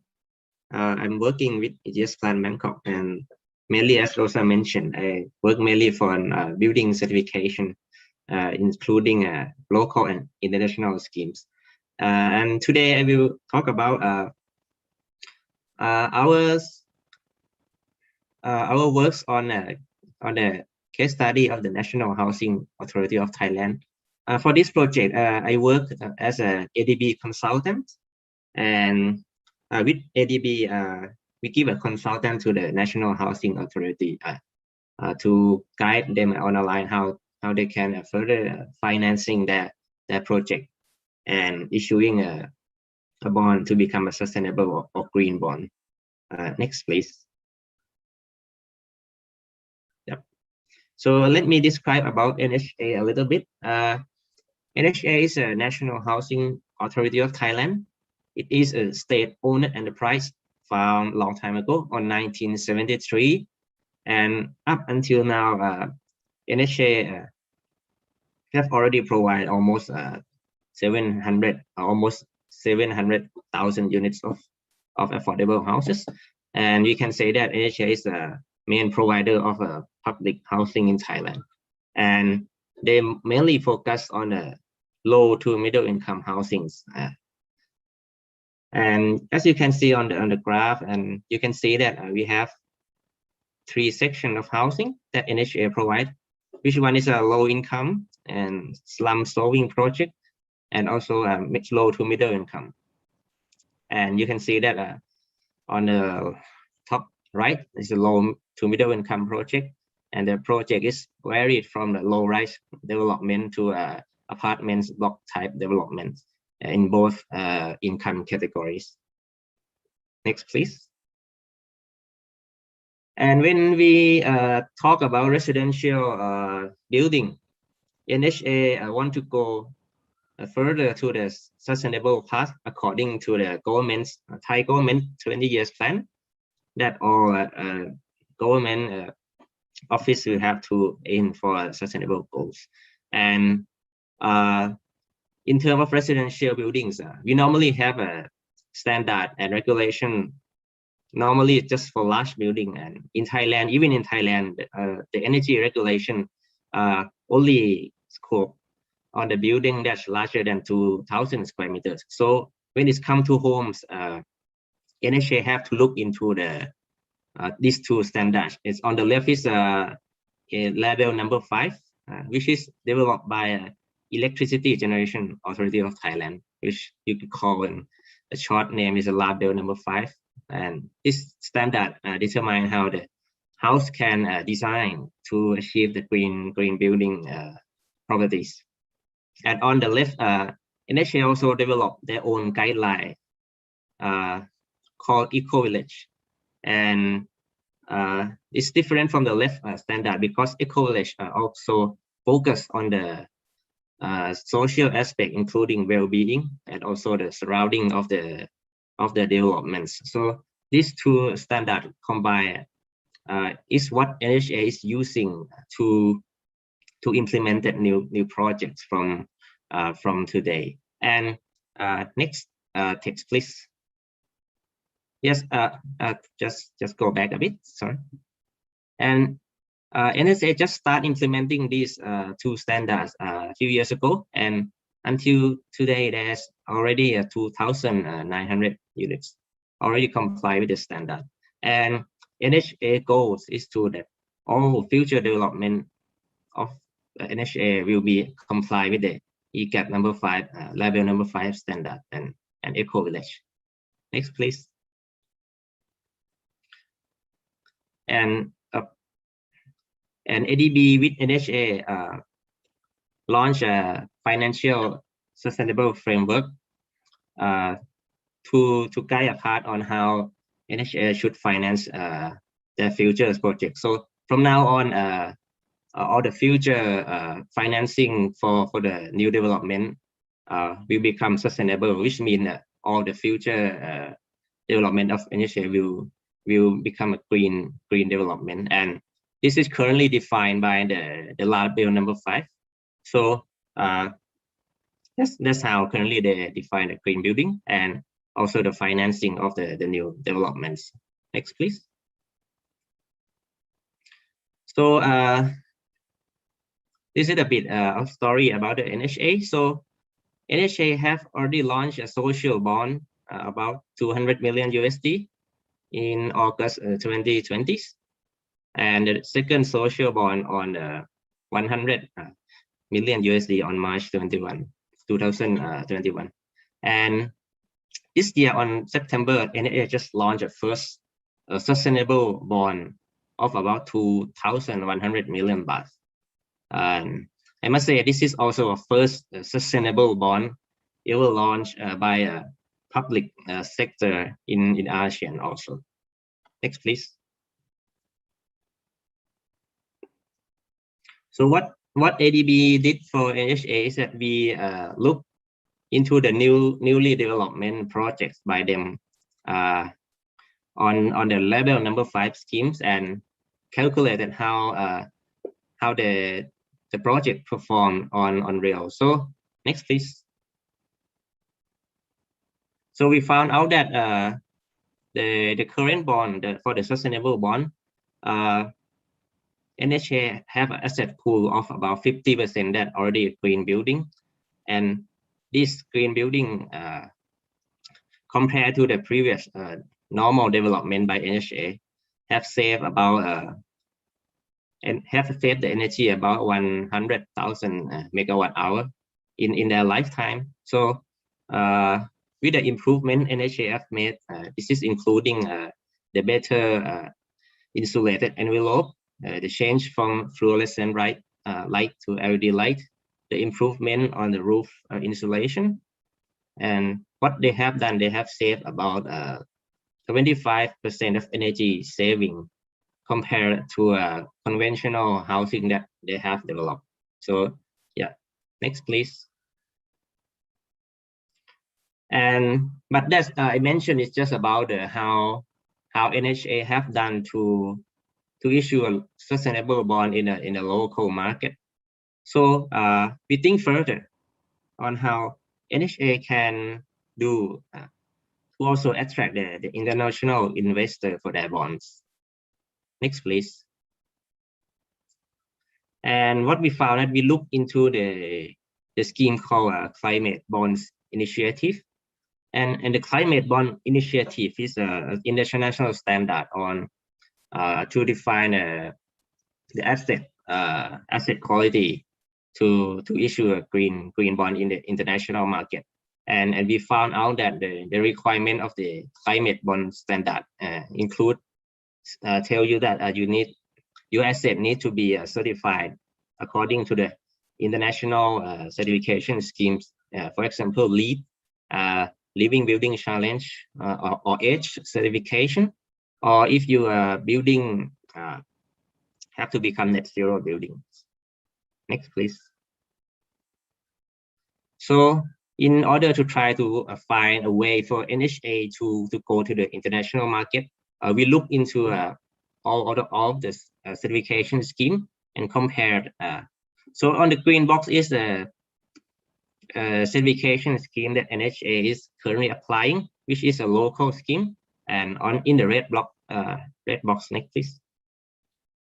In the red box is what required by climate bond. So when we look at it and found that in the scale of NHA, the project development in the low income housing compared to LEED EDGE certification is a more suitable option. And next, please. And we also study to see how the local housing of NHA, which is already implemented by the local label number 5, can improve further to become the international recognized building, which is the EDGE certification by IFC. Next, please. Next, please. So we also look previous one, please. Previous slide, please. Previous one. Yes. So we also look into the other case study project. This is one of the project by NHA. This twin houses, two floors, and in Ayutthaya, and you can see that it's a low-rise development with a quite cheap cost. Next, please. We went to a site visit and see the actual site. You can see that the building is quite well designed with a very low glazing portion. Also, it only have a glazing area of only 16% of all the envelope, and the wall is a construction by a arid concrete block, and the roof is insulated by 2-inch insulation, and all the lighting is LED. Next, please. And this is the interesting part is that in EDGE, you need to further improve your housing type by at least 25% to achieve the certification. And we found out from our analysis is that the current building is, you can see the demand proportion of the building. You can see that the cooling demand is not the largest part, is the cooking part, which is very interesting because this project of the NHA is developed to be a very small scale. So the people living in the building per floor area is very high, and this is why cooking energy for cooking is the higher compared to cooling. And we found out that to improve the housing to achieve the EDGE certification, the appropriate part is to use a renewable energy. And this is very interesting because when we look into normal buildings, we talk about energy efficiency of facade first, energy efficiency of the equipment, and then renewables. But this is a special case that we found that, okay, to solve it, you might need to go to renewable directly. And I think that's from my side also. Next, please. Yep, I think that's it.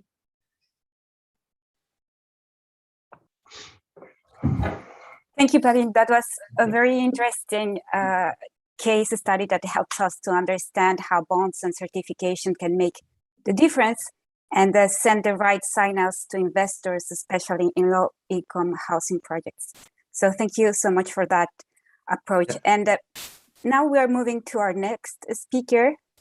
He is Peter Lau. He is the director at Sustainable Development Capital Asia and focuses on origination, evaluation, execution, and management of investments in energy efficiency and renewable energy projects in Asia Pacific region. He will give us a perspective from the investment manager for point of view for financing energy efficiency projects. So Peter, the floor is all yours. Thank you. Thank you for having me here today, Rosa. And many thanks to the organizers for giving us the opportunity to. Sorry, I think this is not the slide. Sorry. But once again, thank you for the organizers and giving us the opportunity to present to the audience about a little bit about what we do in the green space. I understand it's nearly the end of the day, and I only have about 5 slides to present, and I'll keep it within my 10 minutes limit. Thank you. Next, please. Thank you. So a little bit about the company.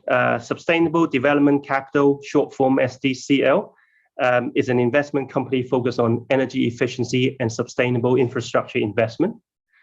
Since 2012, the company has raised over $1.5 billion in capital from the private and public markets.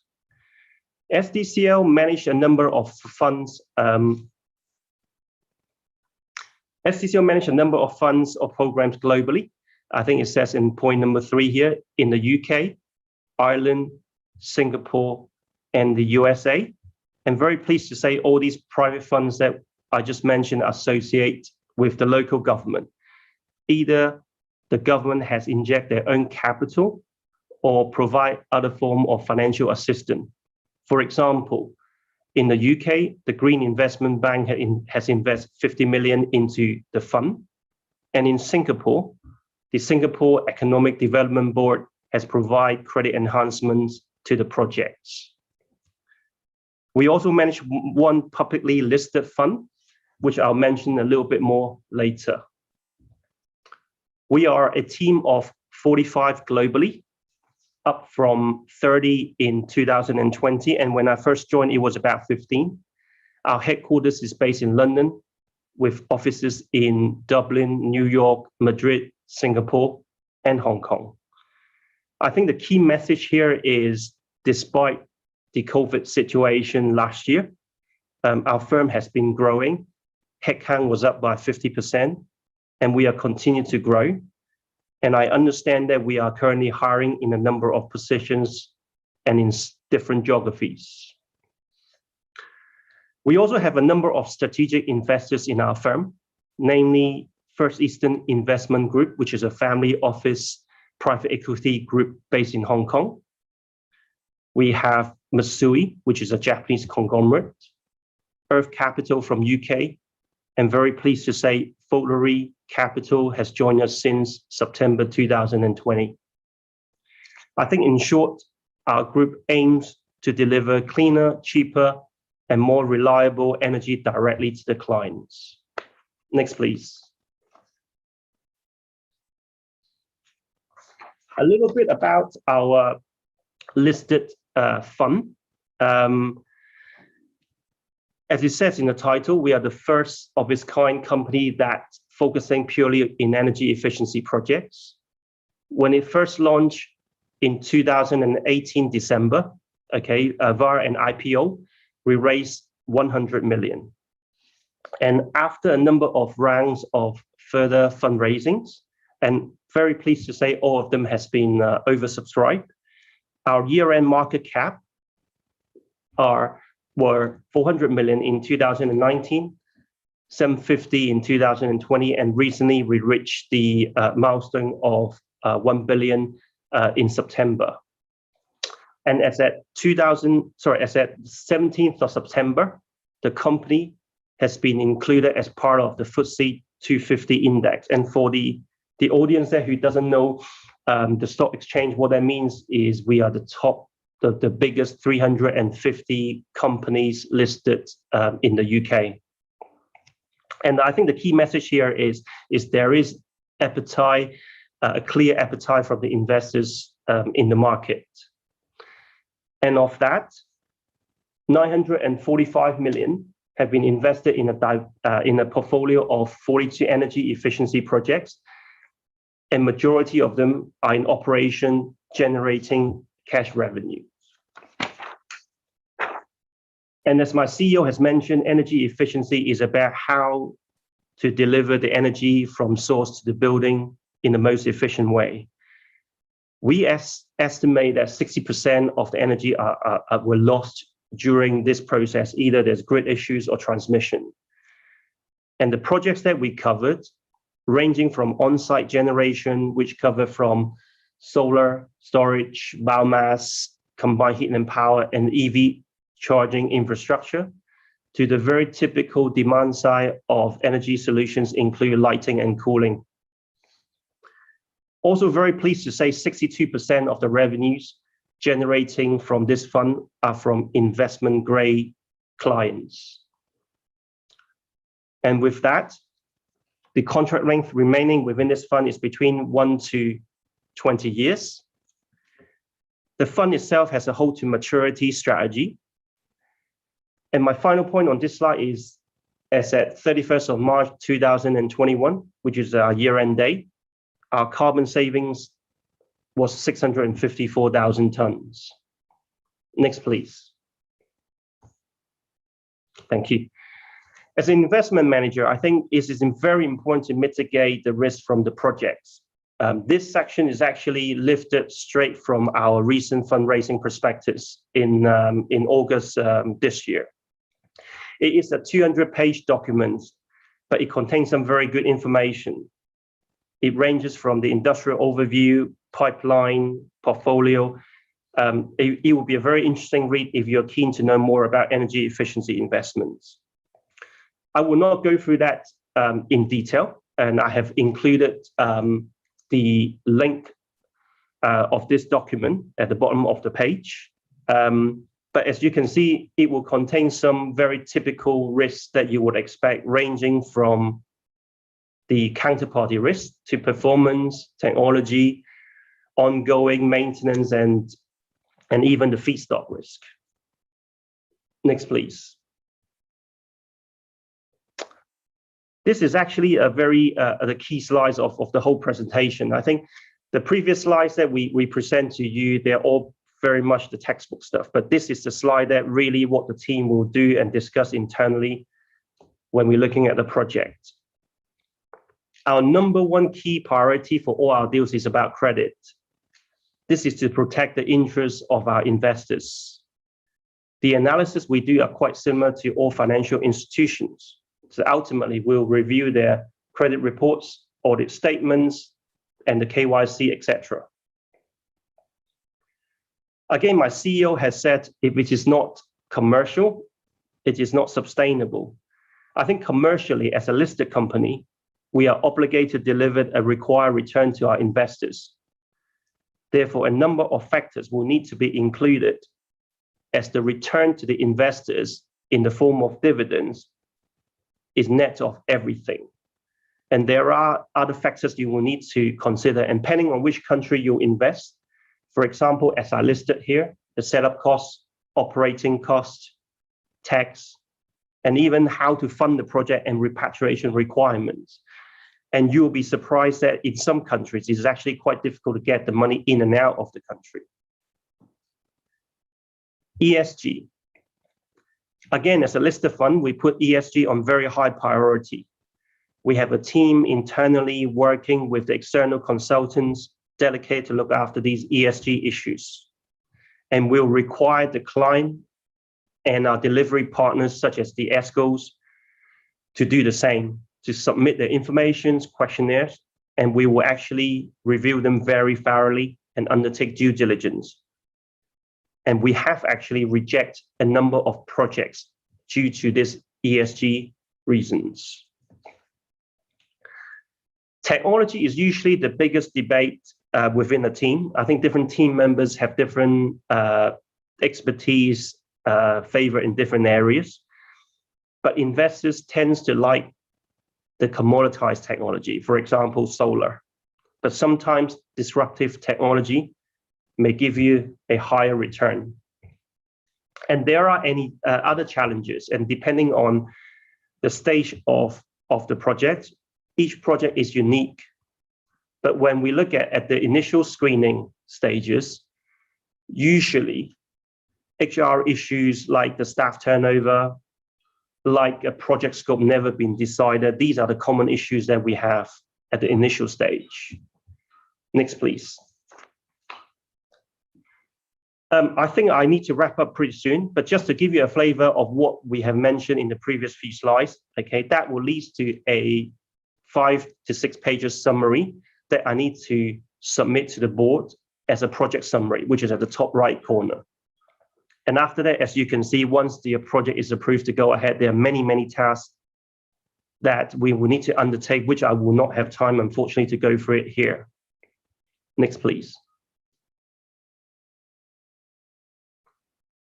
Next slide, please.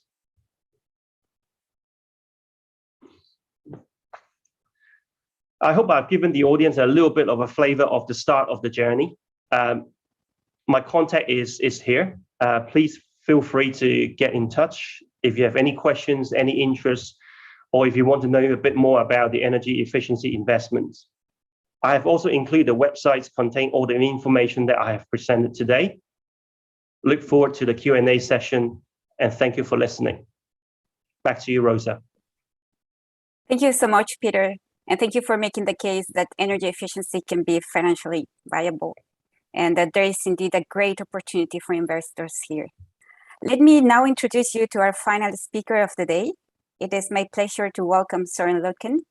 He is the chair of the Global ESCO Network, which he initiated in 2019, realizing the missing link between the climate change agenda and role for ESCOs in emission reduction. Søren will talk about the market opportunities and financing needs on energy efficiency. I will now happily hand it over to you, Søren. Thank you very much, Rosa, and thank you for the introduction and the opportunity to speak. Even here as the last speaker of today, I will try to make it brief with the topic that is here on the screen, the market opportunities and financing needs for energy efficiency. Next, please. That's, of course, a tall order to deliver in 10 minutes. I guess it's not only for one country, but for the entire Asian region to look at market opportunities. But let me highlight two current trends or two current situations that form significant opportunities or demonstrate significant opportunities for energy efficiency. First of all, the incorporation of energy service companies in nationally determined contributions. And secondly, the national Build Back Better strategies post-COVID-19. Now, I will go into these two very quickly, but it is not that these opportunities are opportunities without any support, without any active exploitation. They can be made opportunities if we treat them right and have particularly ESCOs in focus. Next, please. The first one, the nationally determined contributions. I guess you're all aware that we have COP26 in Glasgow next week. We also had yesterday the launch of the GAP report, the annual event that demonstrates the shortfall of national commitments to reach the Paris Agreement's objectives of a maximum 2-degree temperature rise over this century. I'm referring here to the GAP report from last year, the numbers from the report yesterday have not improved. In fact, I wouldn't say on the contrary, but they have not improved at least.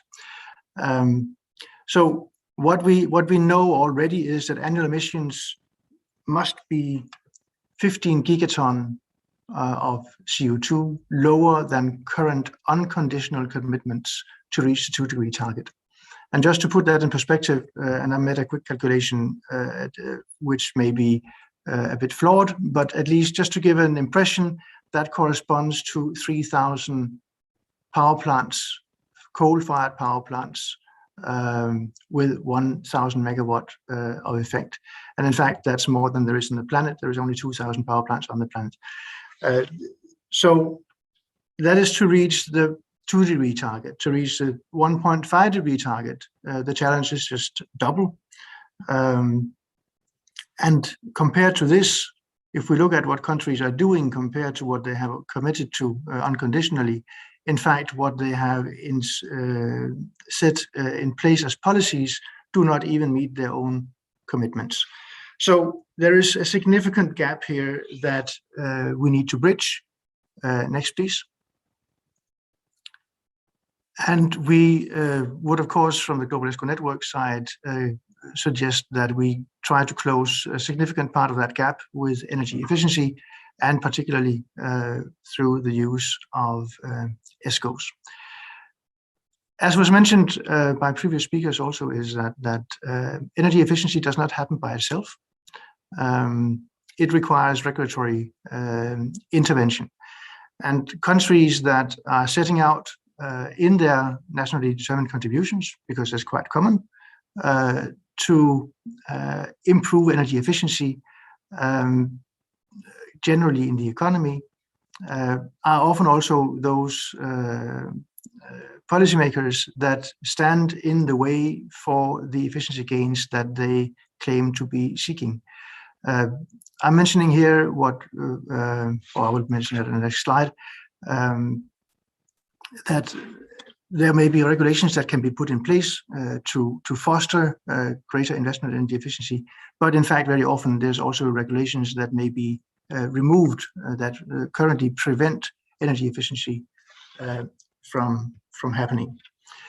What we are suggesting, of course, is that when energy efficiency is considered, the ESCO industry is considered also as an active implementation partner. We simply consider the energy efficiency as the what, and that is what we all want to achieve. There's significant efficiency gains to be made, but the ESCO is the how. So we need an answer to how we install all those efficient equipment or the technology, the efficient technology in the economies. We need a way to do that. And the ESCO is the business model that can make this happen.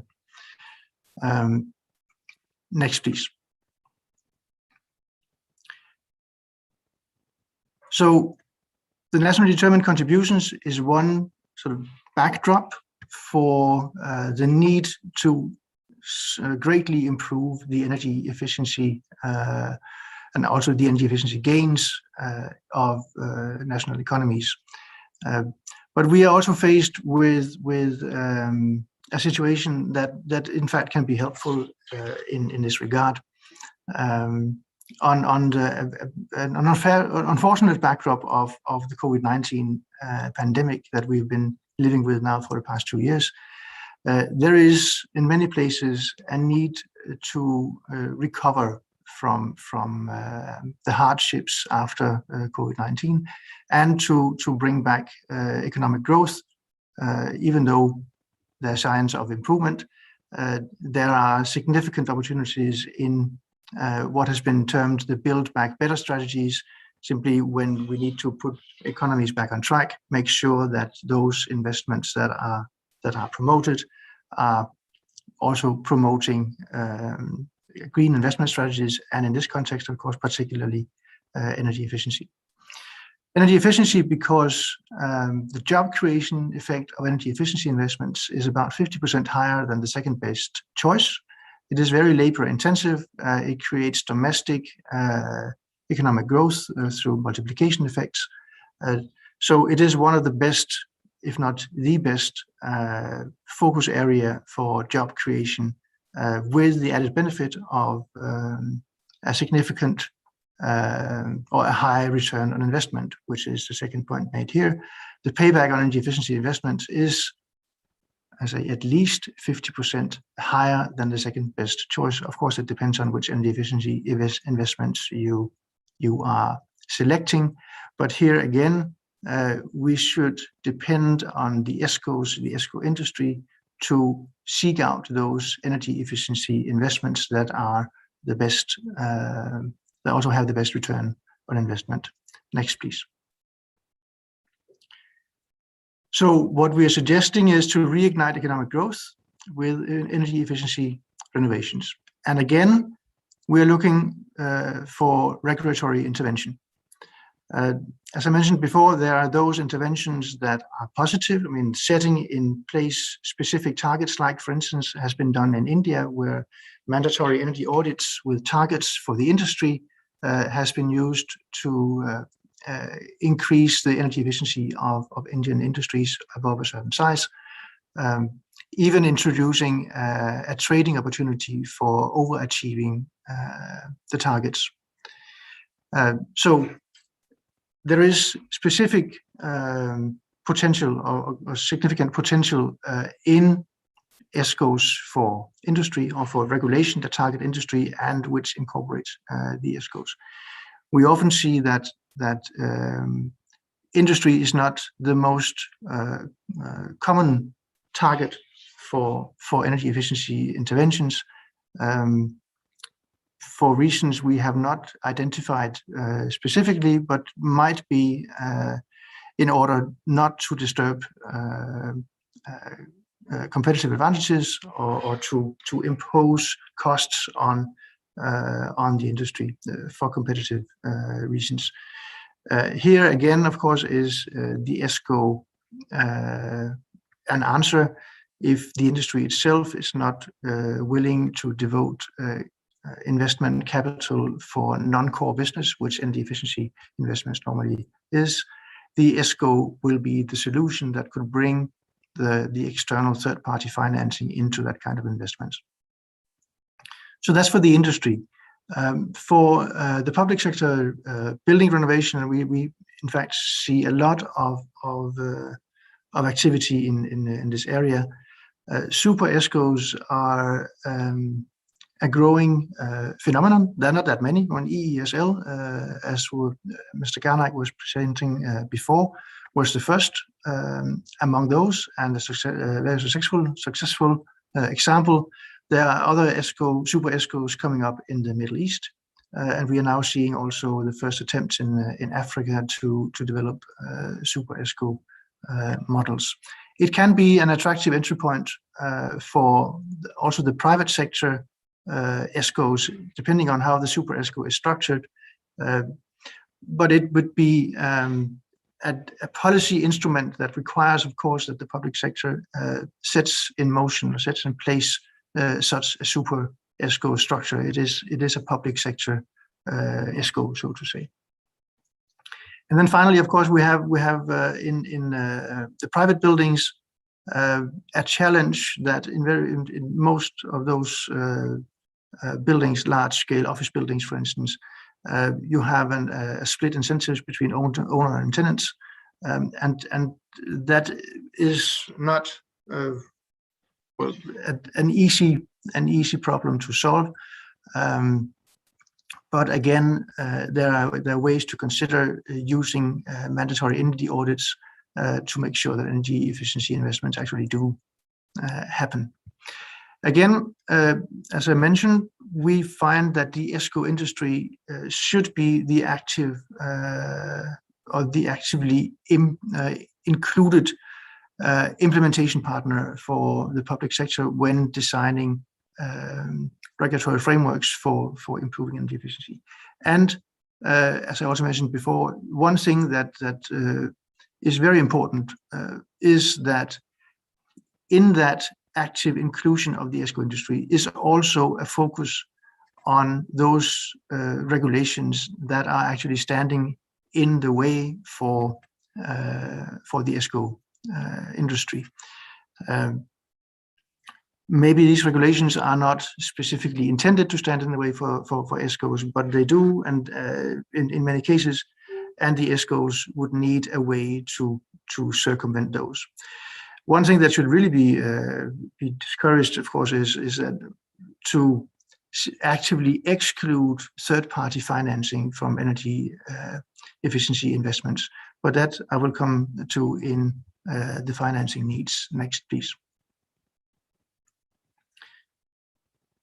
What governments traditionally do when they promote energy efficiency, apart from setting official objectives of we want to increase the energy efficiency of the economy by so and so much, when governments pursue that objective, they normally do that with support programs that focus on asset owners.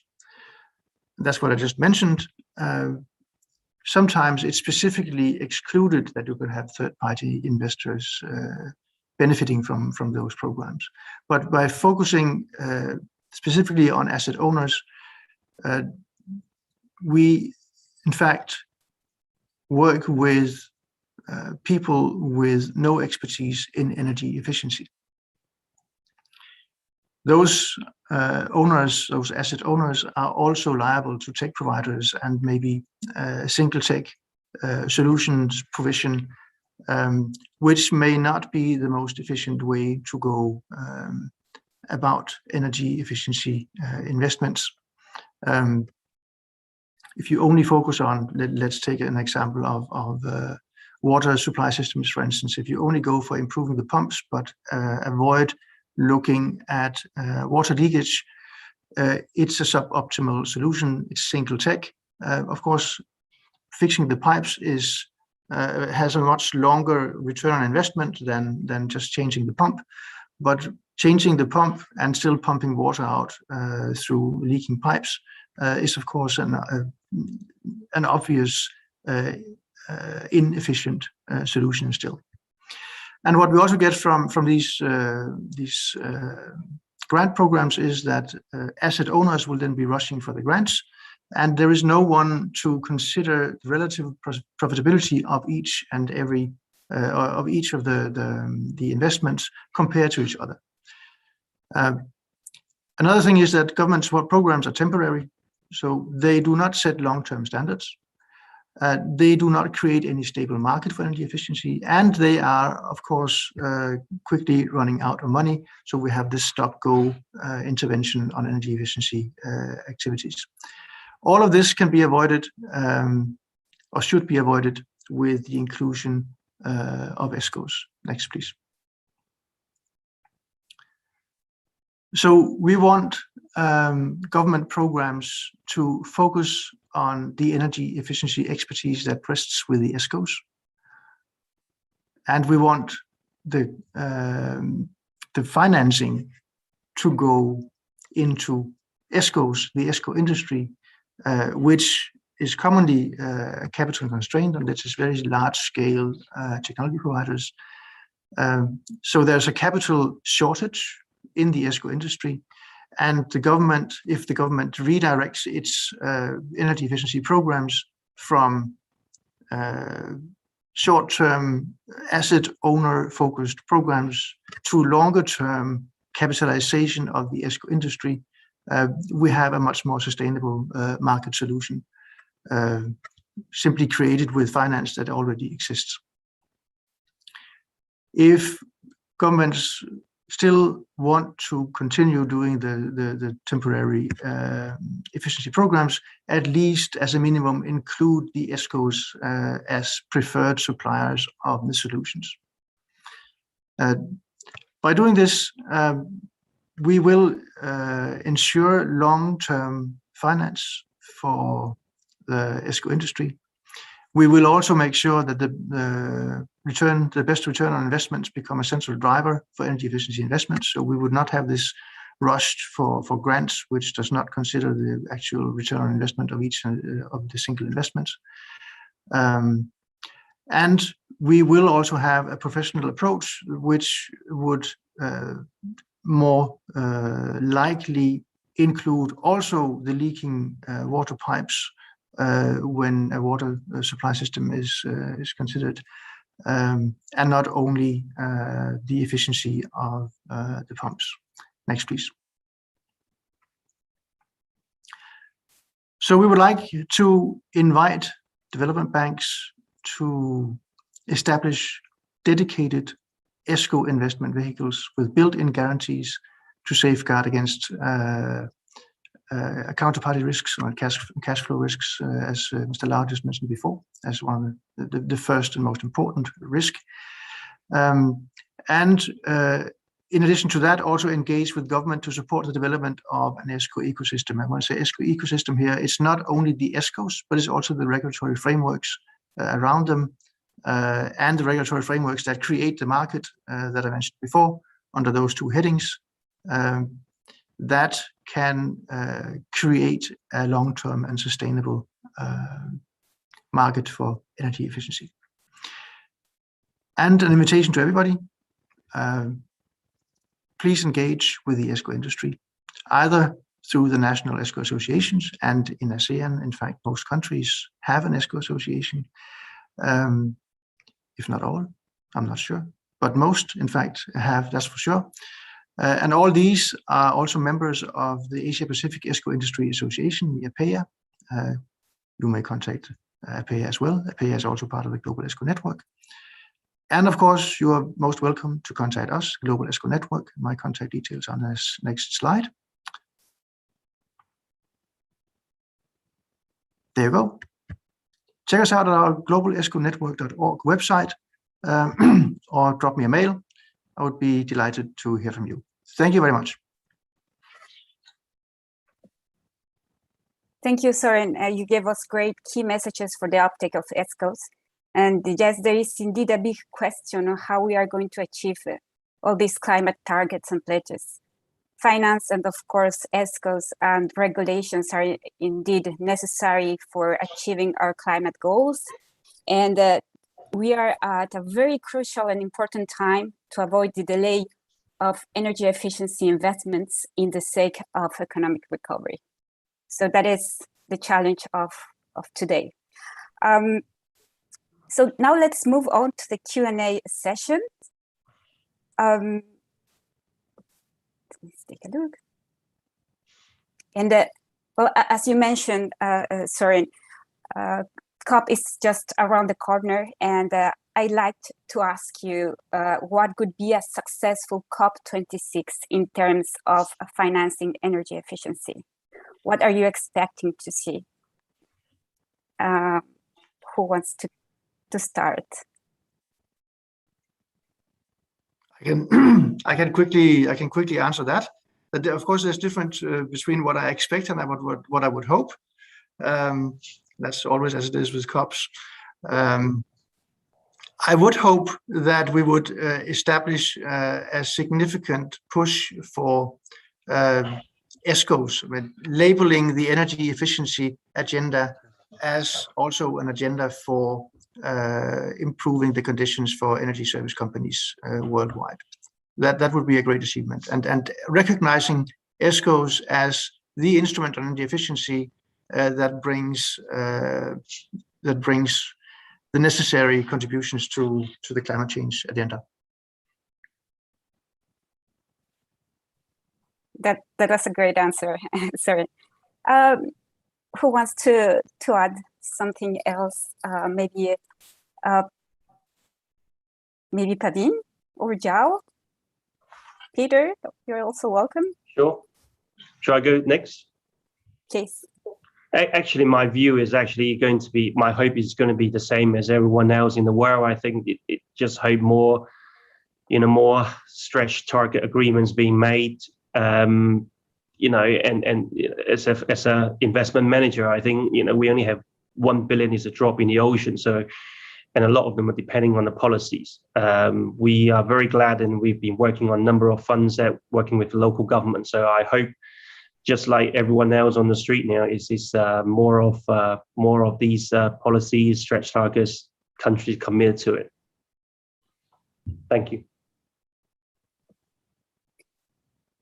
Thank you. Thank you so much. And yes, I think the key message is that energy efficiency can have a payback, it can be financially valuable, and it can be even more important than other investments. And with that, we arrive to the end of this track session on energy efficiency. And I would like to thank you once again, the speakers, the participants, and the organizers of this track session. And now I am going to request Mr. Vincent Lo to provide the concluding remarks. Mr. Lo is a council member and honorary treasurer of Sustainable Energy Association of Singapore, and he is the chairman for the Energy Efficiency Committee. So, Mr. Vincent Lo, the floor is all yours. Ladies and gentlemen, it's really my pleasure to join you this afternoon. We have come to the close of this energy efficiency track on building a low carbon Asia and the Pacific. On behalf of CIS and our partners, ASEAN Development Bank, Sustainable Energy for All, and the Energy Conservation Center, Japan. We hope that you have managed to gain a better understanding of the potential of end-use energy efficiency in building in Asia and Pacific region. We also hope that you found the track useful in covering the challenges of energy efficiency and how to create an enabling framework to promote energy efficiency gain on demand side, and also using innovative business model and financial instruments. During the session, our speakers have shared many insight, knowledge on policy, strategies, and the role of public sectors in encouraging the uptake of energy efficiency measures. Best practice were also shared and exchanged during the session, covering ways to scope up potential markets and to assess the viability of solutions that were discussed. We also learned that green financing, the collaborations between government agencies, financials, intermediaries, private sectors, communities, all play an equally imperative role for adopting our demand side energy efficient solution. Thus, we learned that the demand side end-use energy efficiency has the potential to reduce air pollution and curtail carbon footprint when executed properly. With that, I would thank all the distinguished speakers for sharing your insight and experiences. We hope that more collaborations can continue even after this session. To all participants here and at home, we hope you have an insightful session. Finally, I'd like to thank our partner, ASEAN Development Bank, Sustainable Energy for All, the Energy Conservation Center, Japan. Without your close cooperation and guidance, this workshop will not have come together so nicely. We hope to look forward to continue our work as an association and along with our partners in this important area. And I thank you very much, everybody.